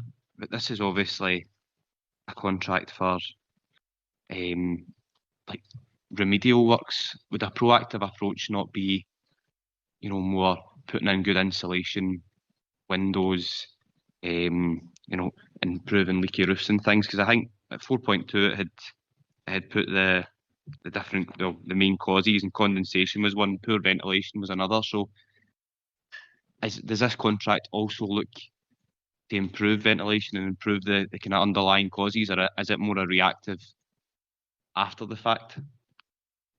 It is a reactive service. However, what I would say is that there's obviously already an ongoing replacement window and door programme already in place.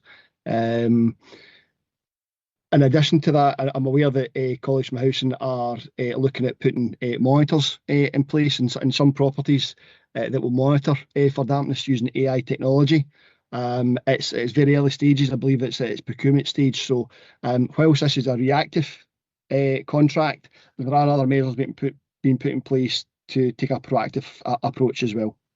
I think that's really interesting, and probably my final question. And Sorry, just before we move on, Mrs. Algie wanted to come in. Sorry. Thank you, Convener. Convener, it was just to say that there is a significant investment programme already in place for windows and doors, and we've already completed quite a high percentage of that work across the council area.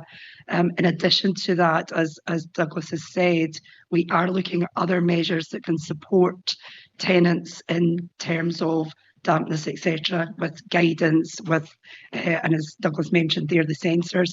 I do have Paul Ferguson on the line if more detail was required, but that hopefully assures you that there's a huge amount of work already goes on to improve the standards of our homes to make sure they are fit for that purpose.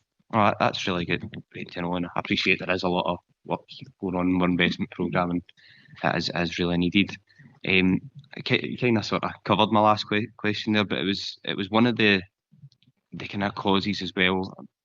I'm sure it's maybe a minority of cases, but it was talking about tenant behaviours such as drying clothes indoors or obscuring ventilation. And I know the monitors you were talking about seem like quite a kind of good measure to help tenants. But can we maybe talk a bit about what sort of guidance and steps we can take to help tenants to understand how better to prevent dampness and mould in their own properties?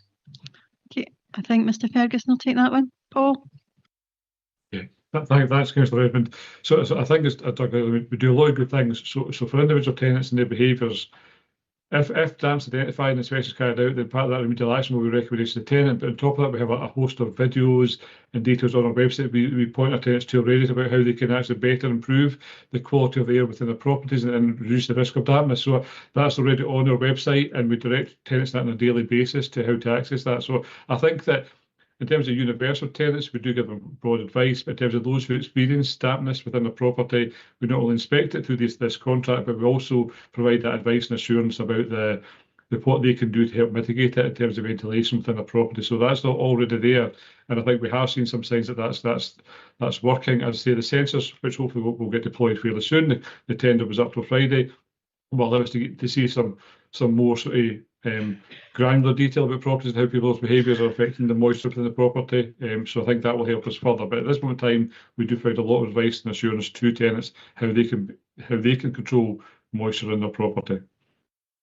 Thank you. I really appreciate all your answers, and I really hope this can make a really big difference to tenants across the world. Nobody should be having to deal with dampness and mould in their house. Okay, thank you. I've got Councillor Hannah and Councillor Spears. Thank you, Convener. At paragraph 7.4, there's reference to AWAB's law and the Housing Scotland Bill 2025, which I would have thought is now an act by now, but you could perhaps clarify.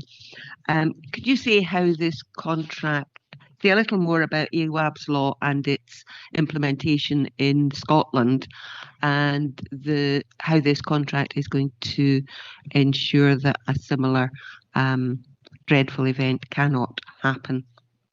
Okay, I'll go to Mr. Ferguson. I apologise, I can't give detail here, which obviously in England, but I do know there was a masterclass on that for professionals yesterday that I unfortunately didn't attend. What I would say this contract gives us is that the importance here is about the speed of response.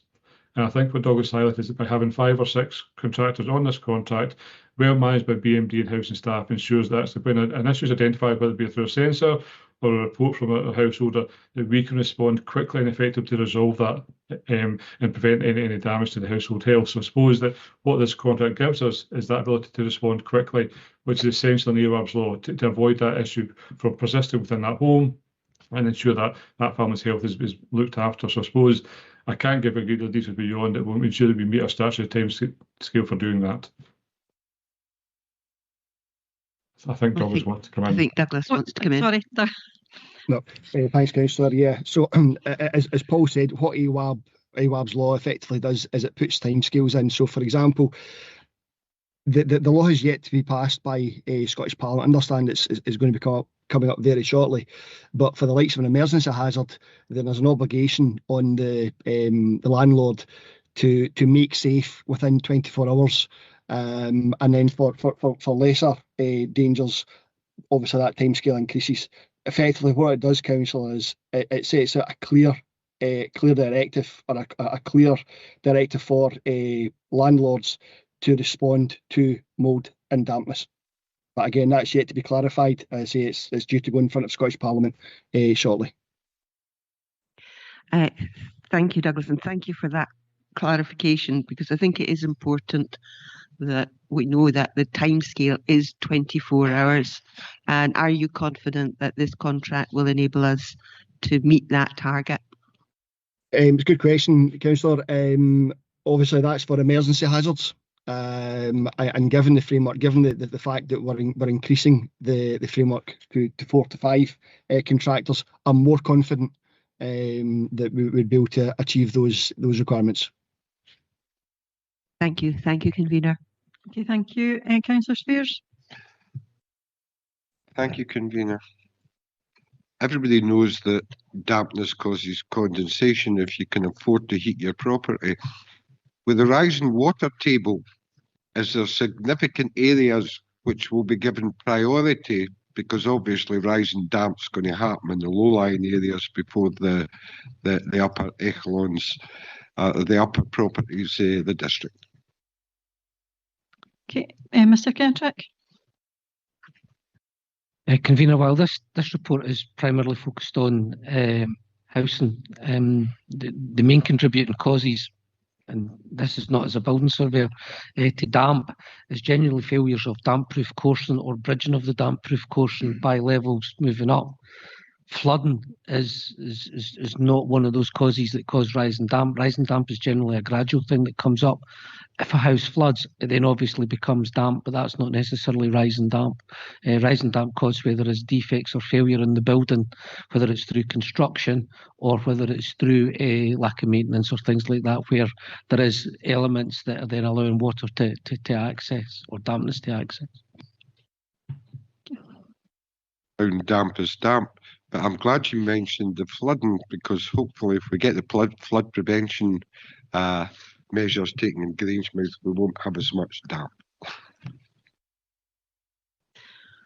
Okay, if there are no further questions, I think that this report particularly speaks for itself. It's in response to what has been a long-term issue that has evolved over the years around damp and mould within properties, and this demonstrates our commitment to addressing that and looking to carry out remedial works as swiftly as we can, taking into account the new legislation as well.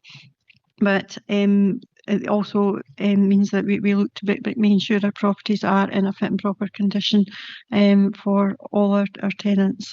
So I'm happy to move the report as it is. Councillor Garner? Happy, second.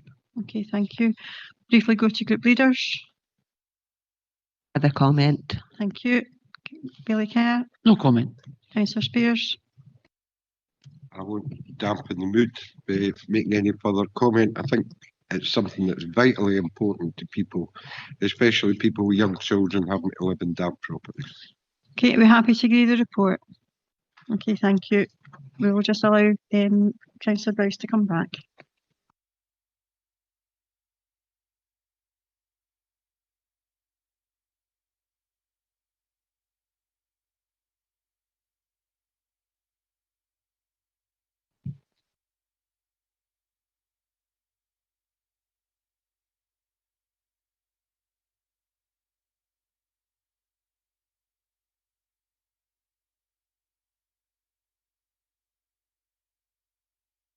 Okay, colleagues, we move on to item 11, which is the sale of the old borough buildings, and I will open it up to questions. I'll go to Councillor Garner first. Thank you, convener. I have one question, and I'm sure it's one that a lot of people will be wanting to ask.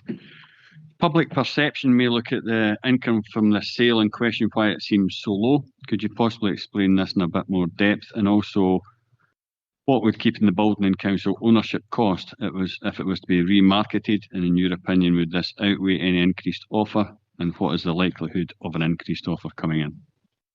Okay, Mr Kettrick. Thank you, Convener. I'll kind of take the question in reverse. The current costs of holding the building are approximately just under £60,000 a year. If we were remarketing the property, that would be £25,000 to £30,000 for a 46-month period, plus any reactive repairs or condition works that would be required. Whilst the £85,000 as a headline may appear to be low, it reflects a number of matters that for this building, the conditions that the council will be placing on the building in terms of its protection and its conservation, which prevents demolition and also requires it to be maintained in good order, and also puts as an obligation that the building will be renovated and all heritage, internal and external features will be retained and maintained. These are burdens being imposed by us. These are not burdens that are being imposed by planning or things like that. And it's always been clear in this chamber that would be applied not only to this building but to other buildings that we have also sold. The property was marketed for a period and offers were received. That is the market value of the property on the basis of those offers that have been received. The definition of market value is where you have a willing buyer and a willing seller and the property is exposed to the market. That's part of the RICS definition for market value, and therefore that is what is being achieved. In addition to the condition and the burden factors, we also need to reflect that this building has no parking, has no garden. It backs onto the ASDA delivery area and service yard where there is deliveries all through the day and night. It also opens out onto the pedestrian precinct and is next to the taxi rank. So therefore a commercial property offer was always likely to be the offer that we would receive. And because of that, there is also a number of other alternative premises in the town that a commercial property looking to do a development like this could have progressed against. So the offer we have got is the highest offer, the best offer that we have received, and it would be up to elected members to accept that. In terms of future marketing, there is no certainty that we would get additional price, but again, it's back to the willing buyer, willing seller, and who comes forward in the market at that time. And the market does change, but it could also change negatively as well as positively.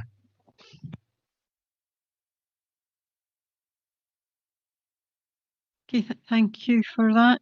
Any further questions? Bailey Kerr? Thanks, Convener. Councillor Garner did ask my initial question, but it's probably a procedural question for Mr Moody. With regards to, at the moment, there is 4 members here on the executive, on the planning committee. So how will that look?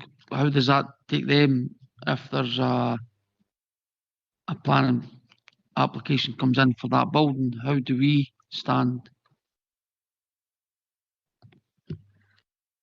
Thank you, Convener. I think I'm clear in my mind that that's a different issue that we're dealing with today. The sale of the land is different from the subsequent use of the land under the planning system.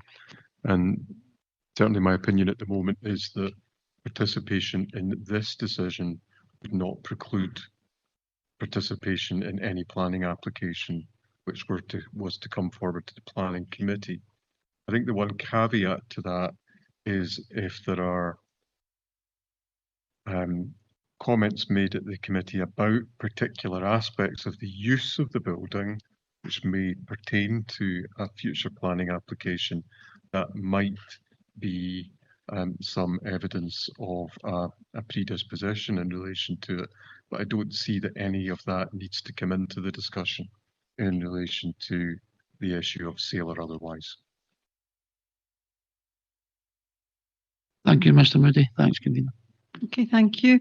Councillor Hannah. Thank you, Convener. Can I just clarify?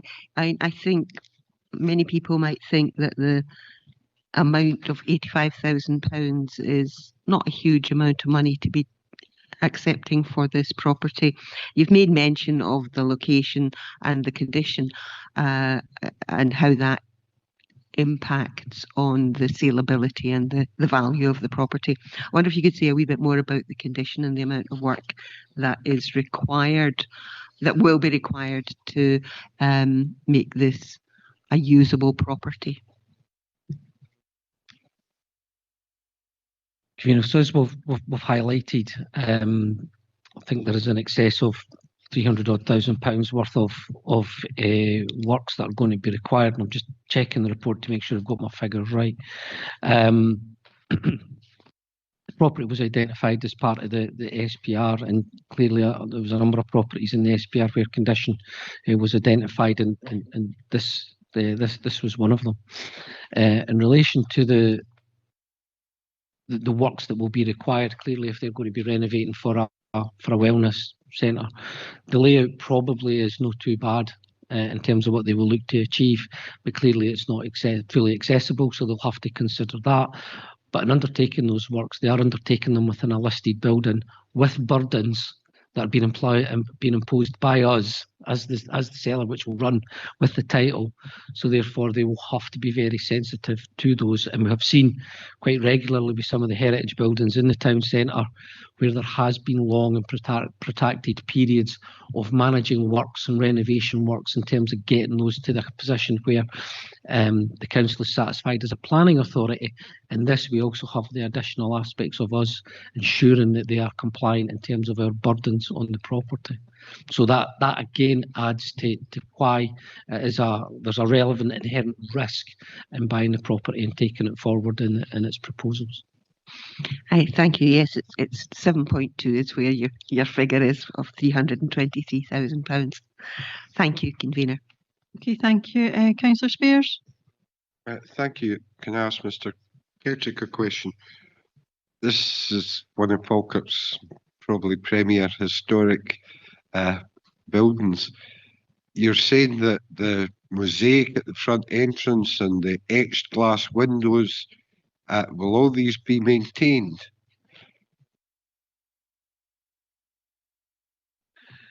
Convener, the short answer is yes. They're all identified as being the historical and valuable elements in terms of that heritage. The building is C listed also, so we have two forms of protection here from a council's point of view. One through the planning and the other one through the title conditions that we will be placing on the property, which will pick up those individual items, but also there will be a generality around the heritage features in the property, which is more akin to some of the other sales that we have done. Okay, thank you. I'll not promise to use the centre, but maybe I need to. Thank you.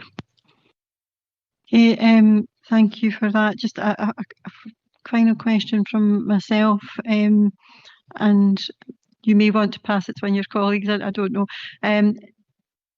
Having gone through a marketing process, if the property didn't represent best value and a reasonable market price come in as part of the offers, you wouldn't normally recommend that to council. You would probably consider, if that wasn't what you felt it was worth, to consider remarketing. Convener, you're absolutely correct. Where we would consider that is not the best offer that we would be likely to receive, or there was considerable uncertainty as to whether or not that was the best value offer that we would receive, then we would recommend to elected members to either remarket, postpone marketing. Colleagues have been quite clear with me on that, who were involved in the market and the disposal. This was exposed to the market as a unique property reflecting its heritage.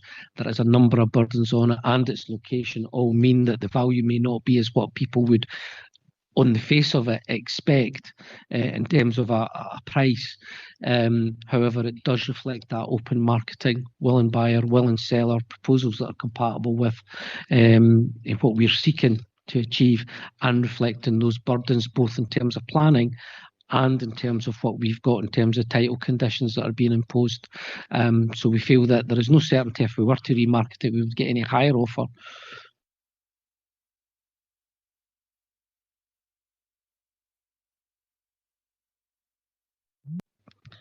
And just to highlight that it is on the common good, and therefore this would not come to council for use, but it would be held within the common good for those who each bids within that.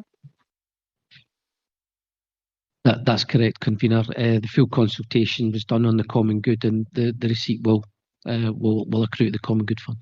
Okay, thank you. Okay, no further questions. I'll go to Councillor Garner to move the report. Thank you, convener. The purpose of this report is to advise on the outcome of a recent marketing campaign and seek approval for the disposal of property Falkirk Old Borough Buildings, which has been declared surplus and subject to a common good consultation. Services previously based in the building have been successfully relocated to Falkirk Library and Calendar House. Feedback has been very positive with these moves, weddings in Calendar House in particular. The property has been marketed on the basis of the conditions the council will attach to the disposal to preserve the building. These include, in addition to the protection of the property being C-listed and in a conservation area, a conservation burden will be imposed. This will prevent demolition. It is maintained in good order and the property will be renovated. All heritage internal and external features will be retained and maintained. The offer from Hannigan Hotel represents the best value offer following a period of open marketing of the property and reflects the condition of the sale mentioned. Whilst the monetary sum may appear low, as we've heard, there needs to be consideration of the burdens being imposed and that will be enforced. There is no parking, no garden, is next to the taxi rank and the corner of the pedestrian precinct. The property, I've heard, also backs onto the service yard of Asda, where deliveries can occur out with normal business hours. There are also several other vacant properties around the town centre, with supply exceeding demand. The proposal by Hannigan's Hotels is to renovate the property and for it to be used as to provide a high-quality wellness centre offering restorative health and beauty services. This is expected to contribute positively to the town centre economy. I would have liked more income from the sale for the common good, but taking into cognizance the answers we've heard to questions, I'm okay to move this report. Okay, thank you for that. Councillor Sinclair. Happy to second. Okay, thank you. As there is no amendment, I'll go to group leaders for comment. I have no further comment. Okay, thank you. Bailey Kerr. No comment. Okay, Councillor Spears. I'm very pleased to see that the heritage will still be there to be displayed as we sell Falkirk's Town Hall. Okay, I'm not sure that's particularly relevant, but are we happy to agree the report? Okay. The next item is the former Blackness Primary School asset surplus to operational requirements. Again, there is no amendment to this, but I will open it up for questions. Councillor Spears.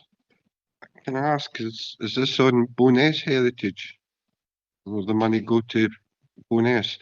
As you know, there was a great campaign to try and... Okay, you've asked your question, Councillor Spears. I'll go to officers to answer whether or not this is the common good for Bowness.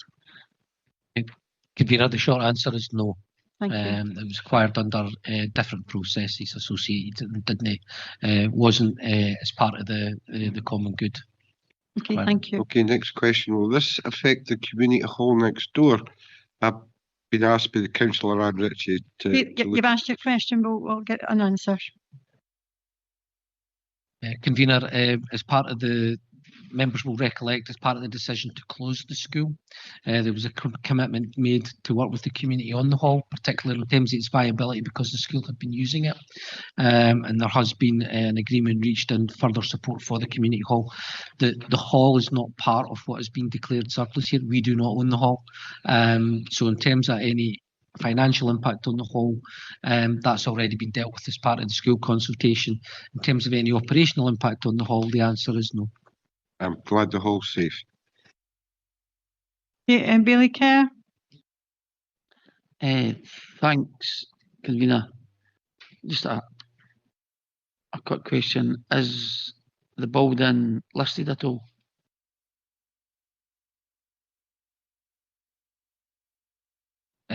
Convener, I would certainly need to check it, but it is certainly an old building, and we would certainly check if it was a heritage building in that sense. I'm not aware of it being it.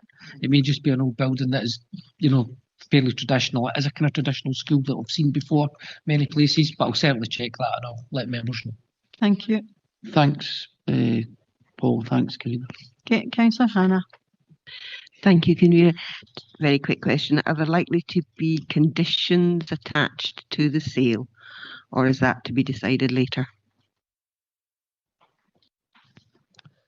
Convener, on the basis that it's not listed, we would generally not attach conditions to it, or if there was some obvious reason that we would attach conditions to it, you generally try to dispose of property as clean as possible in terms of burdens, because that's how you secure the best price.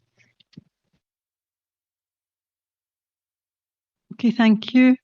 Okay, if there's no further questions, I'll go to Councillor Garner to move the report. I won't spend too much time on this one.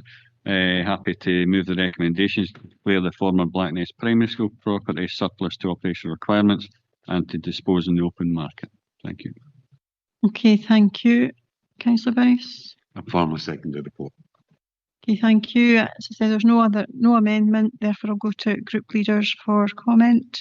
Councillor Hannah. No further comment. Bailey Kerr. No comment. Councillor Spears. This is a very sad day for Blackness and the community there. A community that was started mainly after wartime with small holdings where they could live a rural life, and for to lose their school has impacted this community greatly. Okay, are we all happy to agree? Great. Okay. Okay, the next item is a community asset community asset transfer of Cowdenhill Community Centre. This is a quasi-judicial process, and I will go to Mr. Kettrick to speak to the report. Convener, with your indulgence, a colleague has just confirmed that Blackness Primary is not listed. Excellent, thank you for that. Okay, as members will be aware, asset transfer applications and their consideration are quasi-judicial and therefore should be considered in terms of their merits. The proposal in front is for the asset transfer of Cowdenhall Community Centre for a proposed purchase price of £1, which reflects the benefits that will derive from the property. Assessments have been undertaken to confirm that the proposals are in line with the Council's statutory obligations in terms of the Community Empowerment Act and in terms of the disposal of land by local authorities, and we are seeking approval to authorise the issue of a decision notice and to agree and conclude all the necessary legal agreements. As members will be aware, the Council has an enablement fund to support asset transfers, and on this occasion there has been no request for that enablement support, and therefore we seek approval to proceed with the asset transfer. And I'm happy to take any questions. Okay, thank you. I will now open it up for any questions to Mr. Kettrick. Councillor Spears. Thank you. Mr. Kettrick will be aware as correspondence has been sent to him regarding funding to help the people in Bo'ness who want to take on the responsibility of running this home, and especially Councillor Anne Ritchie, who's been in contact with me and other committee members. They want somebody to speak on their behalf, obviously, at the executive, and they are greatly in need of further help to take them forward to take over this asset transfer, especially with help with legal fees and various other things that have been itemised and sent to Mr. Kettrick. We spoke this morning and he has identified, and I know he'll probably go on to do that, other sources where they could help get this funding, so we can hopefully have a smooth transition and where people can move on and still use Cowdenhill Community Centre. Thank you. Okay, just to confirm, Mr. Kettrick, that you said that there'd be no request for the enablement fund? Understand it, yeah. Okay. And just again to confirm that there are other avenues, particularly through CVS and our communities team, whereby there's support available to the committee to take forward any funding applications that they would wish to make. That's correct, and I can, if the committee will, convener will indulge me, I can actually give you the clarification that perhaps Councillor Spears is looking for, although I have corresponded specifically. The council, when we established the SPR, were fortunate to have access to the Shared Prosperity Fund, which included money that was identified to support enabling costs for community asset transfers. That included contributions towards legal fees. That was time limited, that funding, in terms of its nature. We have also put in place enablement funds that go to all groups who get FRI licences, and there was a payment made to Cowden Hall last year of just over £1,300, which could have been used for legal fees. We are also aware of a number of funds that can support legal fees, and that's why I was sorry to hear the group contacting members on that basis, because if they had come into the strategic property review mailboxes, I always encourage everybody to do. My colleague who deals with that aspect of funding and would have engaged with CVS, and we would have sorted that out. So I'm confident that that will be resolved to enable a smooth transition, as we've done with many other properties so far. Okay, thank you for that. Okay, Councillor Hannah. I was going to ask about the enablement funding, but I think mostly what has been said there. I wonder if you could say a wee bit more just about the condition of the building that is being taken over. And I'm pleased that the group has had previous other funding. I haven't actually been in the hall. It's a very well maintained and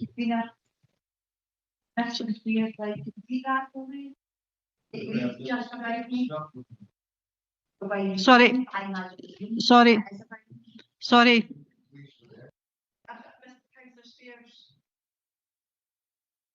We don't talk across the chamber like this. If MD's got any particular issues, raise them directly with myself. Please, we don't talk across the chamber. That we should be here to respect everybody, and sometimes comments that are made under breath can be misinterpreted. So we should be very mindful of anything that we're saying, whether it be to our neighbours or anywhere else, because the microphones do pick it up.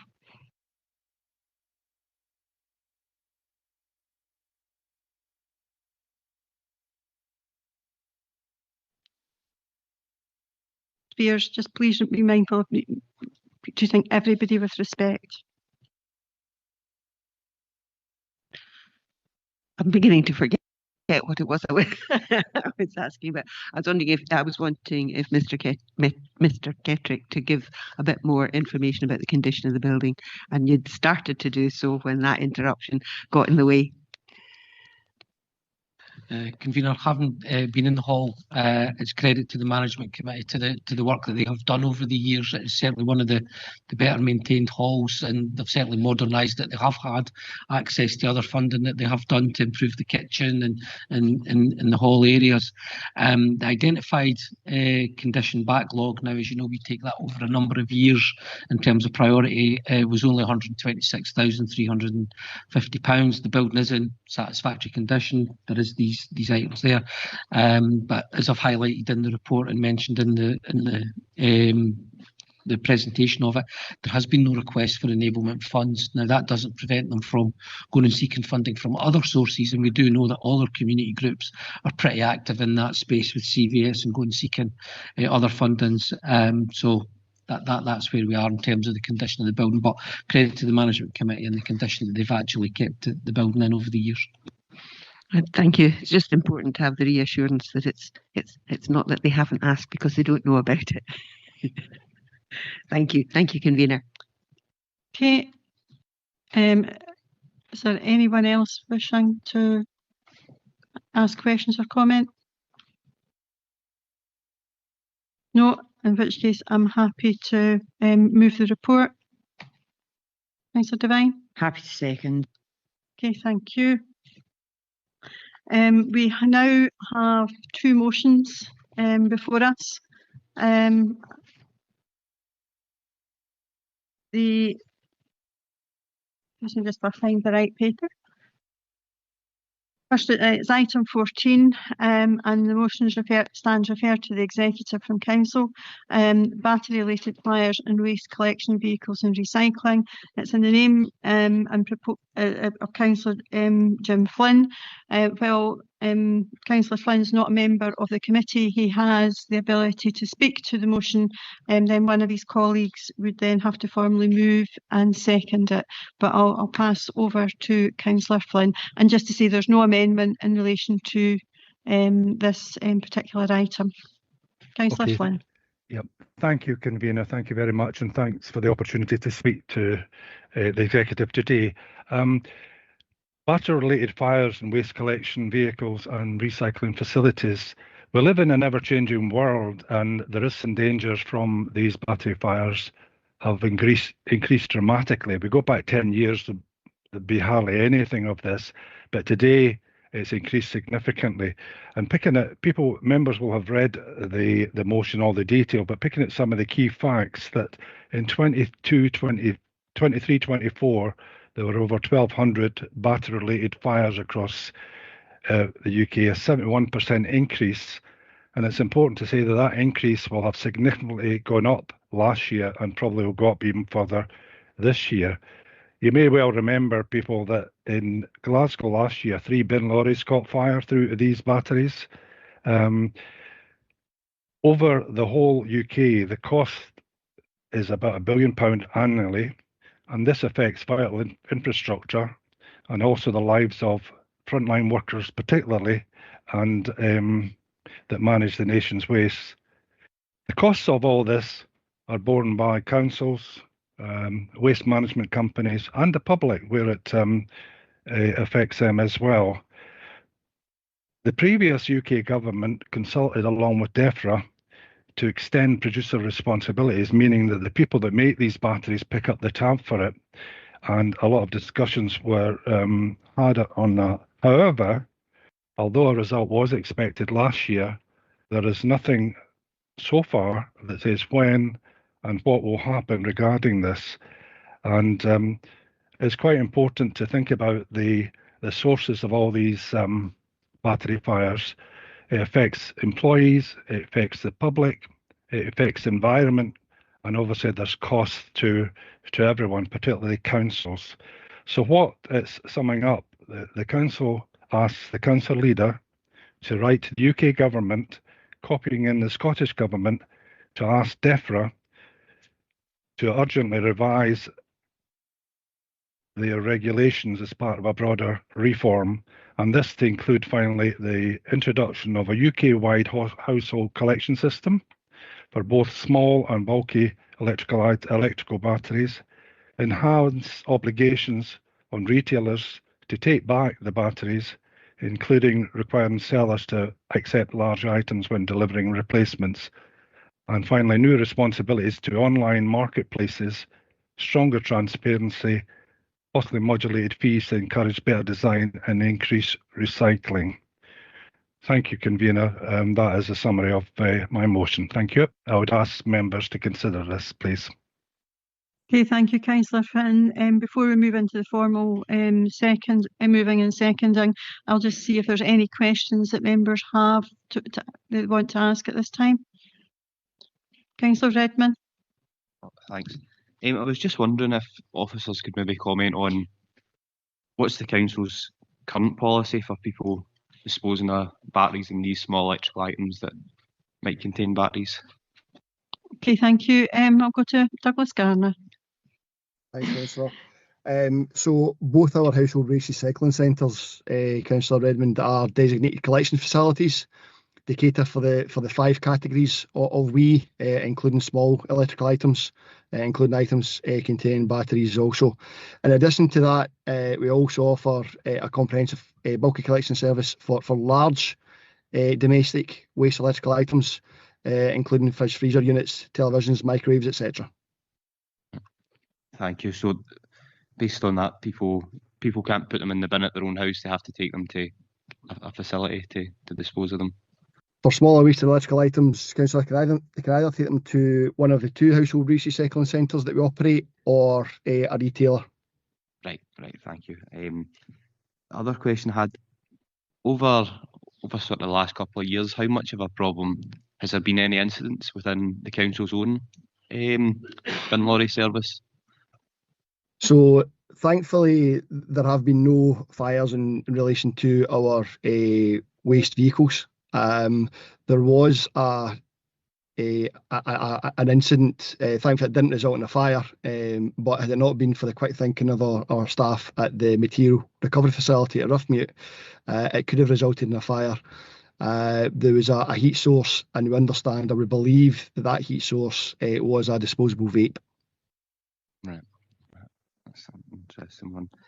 In terms of if the council was to, well, I suppose it would be UK government to then pass down the levels of government, if something like this was to be implemented, how much of a cost do you think this would be? And did we not already have something like this in the black boxes where it was taken out a while ago? Yeah, we did collect small waste electricals within the black box, Councillor. It was causing a significant contamination issue within the infrastructure that we had. What I would say is that if we were to reinstate a collection service for waste electricals, it would be out with the existing contract. The cost for it, I don't have a cost for you, but it would be significant. And really that's something that we'd be looking for to be externally funded. Thank you, that's all my questions now. Okay, thank you. Councillor Hannah. Thank you, Convener. Some of what I was going to ask has already been asked, so I won't repeat it.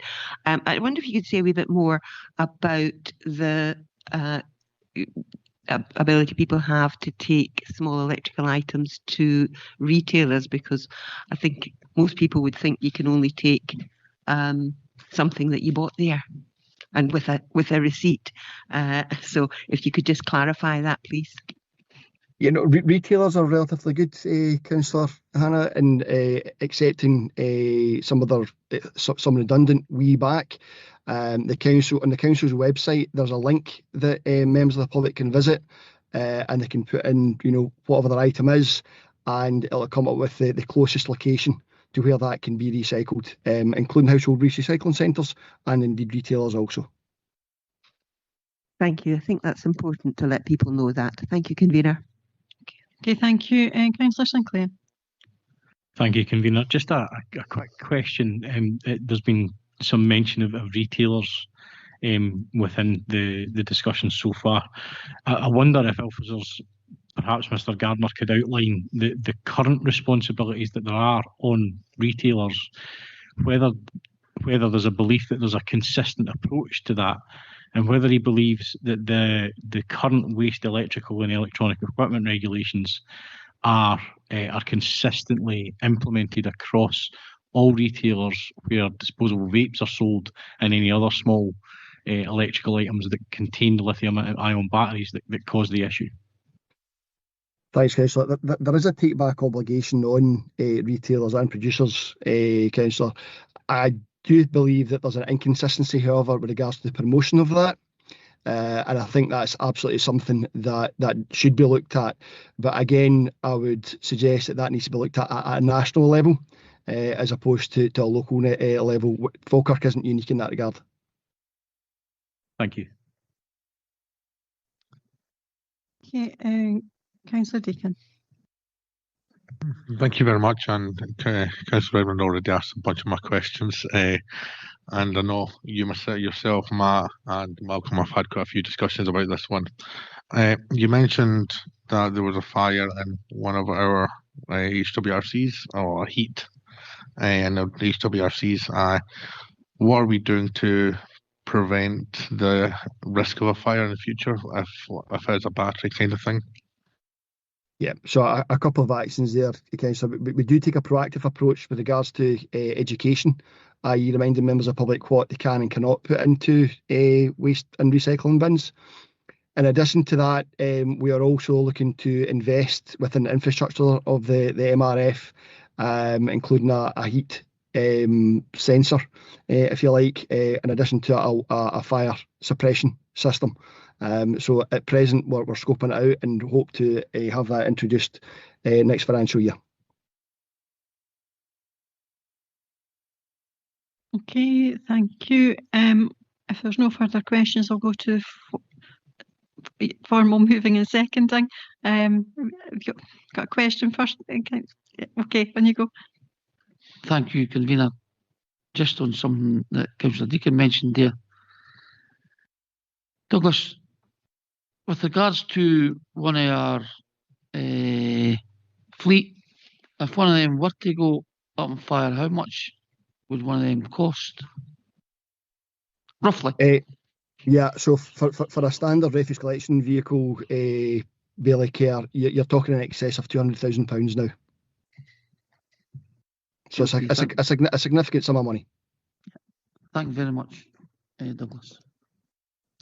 Okay, thank you. We'll move to the formal moving and seconding. I'm quite happy to formally move the motion. I think it's been well thought out by Councillor Flynn, and I think that anything we do as a national government or local that helps prevent this can only help. We keep on talking about vapes getting disposed, and it has become a pandemic. And anything that we can bring or highlight the dangers and to prevent it can only be good for the environment and for this council. So formally move the motion, Convener. Thank you. Okay, thank you. Bailey Kerr. Sorry, Bailey Buchanan. Thank you very much, Convener. I'm delighted to second the motion. Thank you. Okay, thank you. There is no amendment, and I'm content that I write on behalf of the council to the UK government, recognising that that not everything is within our gift within Falkirk Council, but it is right that we raise that and highlight the need for action going forward. So I'm content to do that, but I'll just go to group leaders briefly. Councillor Hannah. I have no further comment. Okay. Councillor Bailey Kerr. No comment. Sorry, is it Councillor Bundy? I can't see now. Thank you. Sorry. No comment. Okay. Councillor Spears. Okay. Are we happy to agree? Okay. Thank you. Thank you, Convener. We move on to the next motion, which is the use of the private domestic CCTV, and it's with Councillor Bundy's name, so I'll ask him to speak to his motion. Thank you. Apologies, I'm minded we should have questions first. Sorry, Councillor Bundy. Teed you up there and then kind of pulled the rug from you. Is there any questions in relation to the motion for officers? Councillor Hannah. Thank you, Convener. Very simply, have officers had many complaints about the use of private domestic CCTV? And if so, what are we actually able as a council? I'm unclear about what we are able as a council to do about it, because I think what people do on their own properties is beyond our ability to do anything. Okay, I'll go to Mrs. Algie. Thank you, Convener. Convener, I'll maybe bring Paul Ferguson in on this one as well. We do get complaints, but they're fairly low level by comparison to some of the other issues that are raised. These are dealt with through our antisocial behaviour team. I'm not aware of numbers, and I'm wondering if Paul has numbers. I don't know. But we are fairly limited within the restrictions of what we can do with those types of complaints in particular. But I suppose that's what the motion is essentially asking us to set out. But we are pretty restricted. Paul, you may want to come in further on that one. Yeah, I don't have numbers to hand, but I certainly ask the team to provide those. I think I concur with Karen that we do get occasional reports. We utilise the ICO advice and refer people to that, and occasionally police where appropriate. But our powers, as I say, are limited in terms of enforcement action here. But certainly I'll get the numbers for the Manchester Waiver team if they have them. I suppose there the question is, whose responsibility is it to do something about this, if anyone's?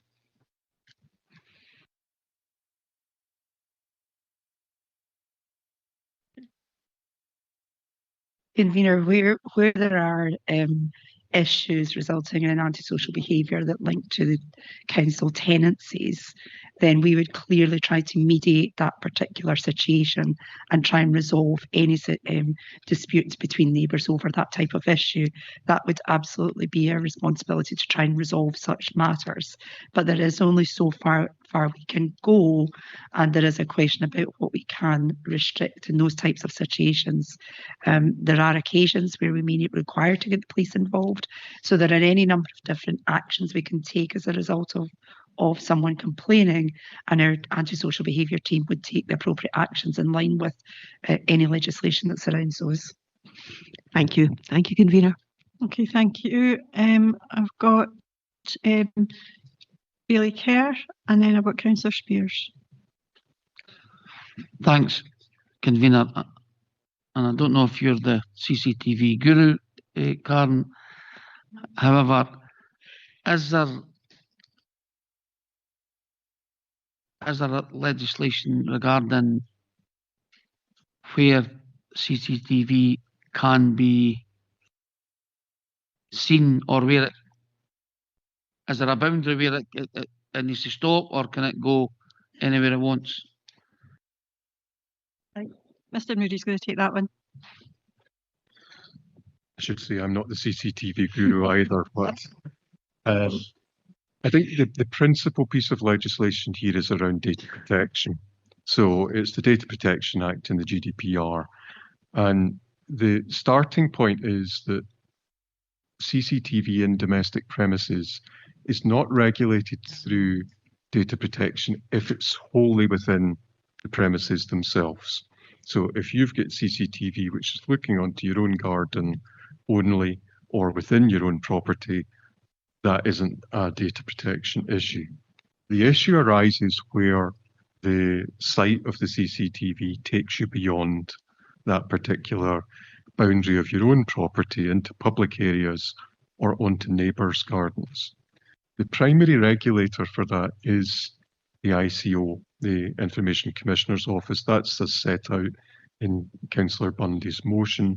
There's excellent guidance from the ICO in relation to what should or shouldn't be done in relation to domestic CCTV, which everyone can usefully look at. But I think the motion is also accurately identifies that there are limitations in the scope of the ICO's office to enforce the data protection requirements in relation to each individual CCTV instance. And I think there's just a recognition as well that technology is moving on, and that doorbell cameras become more and more common and have kind of a larger reach of where they can actually see as well. So I think I would echo the convener's point as well, is that the motion calls for a report back on this, and there will be an opportunity to set out the position more fully if the motion is agreed. Thank you, Mr. Moody. Okay, thank you. Councillor Spears and then Councillor Redmond. Hi, can I ask what the council's policy is at present on its own buildings?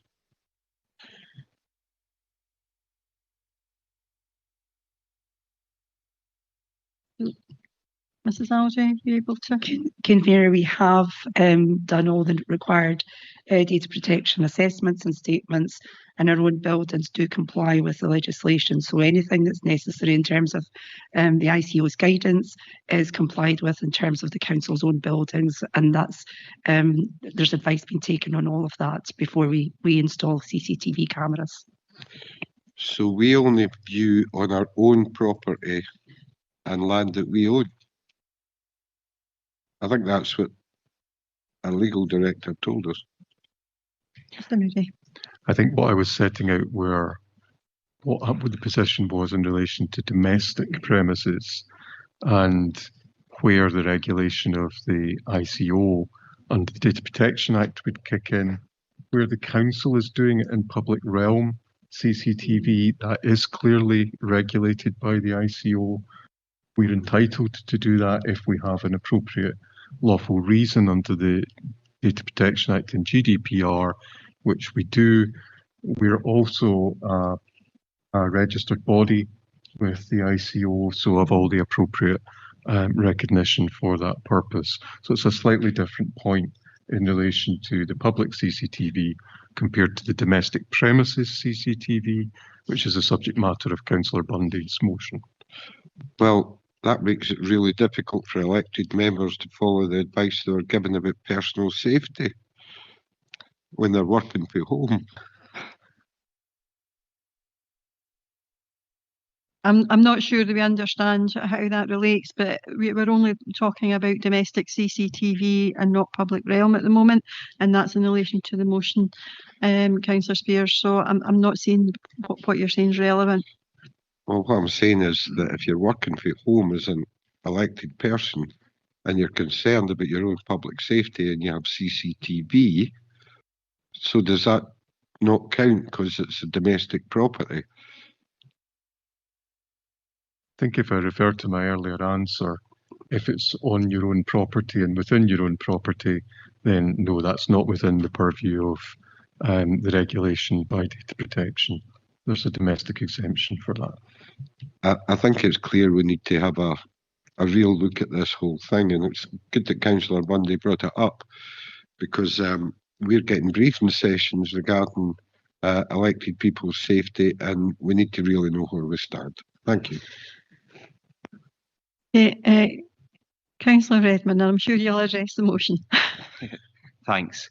I can see why this is being brought forward. I've had a few kind of instances with people being annoyed about CCTV in my own ward. But I suppose my question's kind of related to, is there maybe unintended consequences with this if, you know, people are maybe discouraged from their own legitimate CCTV that they're just using for their own security because it might upset their neighbours or what they might be discouraged. I mean, it has been really, I know in a lot of cases it's been really effective in terms of tracking missing people, cataloguing antisocial behaviour.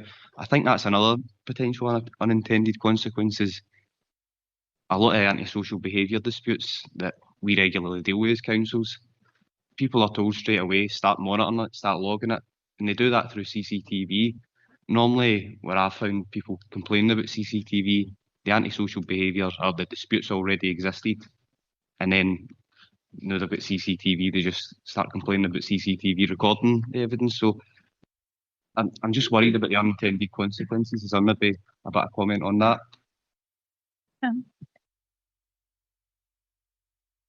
Yeah, thank you, convener. I think there's a difference here between tenants and residents using CCTV for their own security and safety, and where it then moves into the antisocial behaviour realm, and that is quite different. And yes, any complaints I've seen about CCTV tend to be on the back of ongoing neighbour disputes. So it is very important that we get this right and that we don't over-regulate for something like this to make sure that tenants still feel safe in their homes. But I guess that the motion is actually asking us to set out what we do and why we do it that way. So at the moment, we don't have that policy detail, and that's in line with most other councils that we stepped back from the policy we did. But part of that's also about the ever-increasing changes in technology and digital capabilities of some of the cameras that you can put in your own house now. But equally, some of those cameras, just because people have them, it doesn't mean to say they're even recording. As Colin said, it doesn't mean to say they're recording out with the realm of someone's own house, because sometimes that is simply about setting a perimeter that covers only their property. So it's quite a complicated picture out there, and there's so many different facets to it. Yeah, I suppose you're right. I suppose that's maybe the main question of the whole thing is, when does CCTV go from being about personal security to antisocial behaviour? And I think that'd be really quite hard to maybe define, but maybe Councillor Bundy can speak to that in his motion. Thanks. Okay, thank you. If there are no other questions, then I'll go to Councillor Bundy to move his motion. Thank you, Convener, and thank you to all councillors for their questions. This motion was brought forward because of various complaints that I've had from constituents regarding the use of cameras by their neighbours. They differ in the specifics of the complaints, but the one that really stands out to me was when it was in a flat and the two doors are facing each other, and one of them has one of those doorbells that the camera turns on when there's an action changing. So when the person, constituent A, was leaving the house, constituent B's camera was being activated, and that was then projecting into the other person's property, not the public sphere, but into the property of constituent A, which is a breach of data protection. And they went through the mechanisms, and it was a bit of circles. The ICO said go to the police said speak to the council said go to the ICO. And I've tried to outline such a loop in the motion. And there are gaps in the law over this, and that is because the law is behind where the technology is, and that's the fault of no one. Technology is moving at incredibly fast rates, but it is very frustrating for people who cannot have the privacy of their own home and don't actually know the extent of what images or videos are being held by neighbours about what's inside their property, and that can be quite unsettling, particularly if there is further context of disagreement between the two of them beforehand.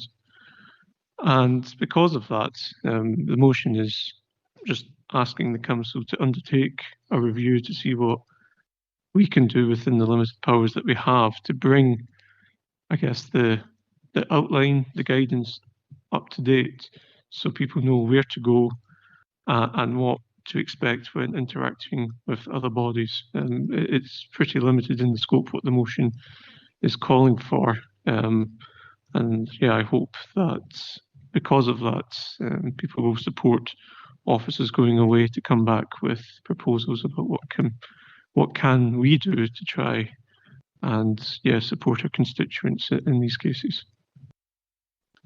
So I move the motion in my name. Okay, thank you, Councillor Bundy. A seconder?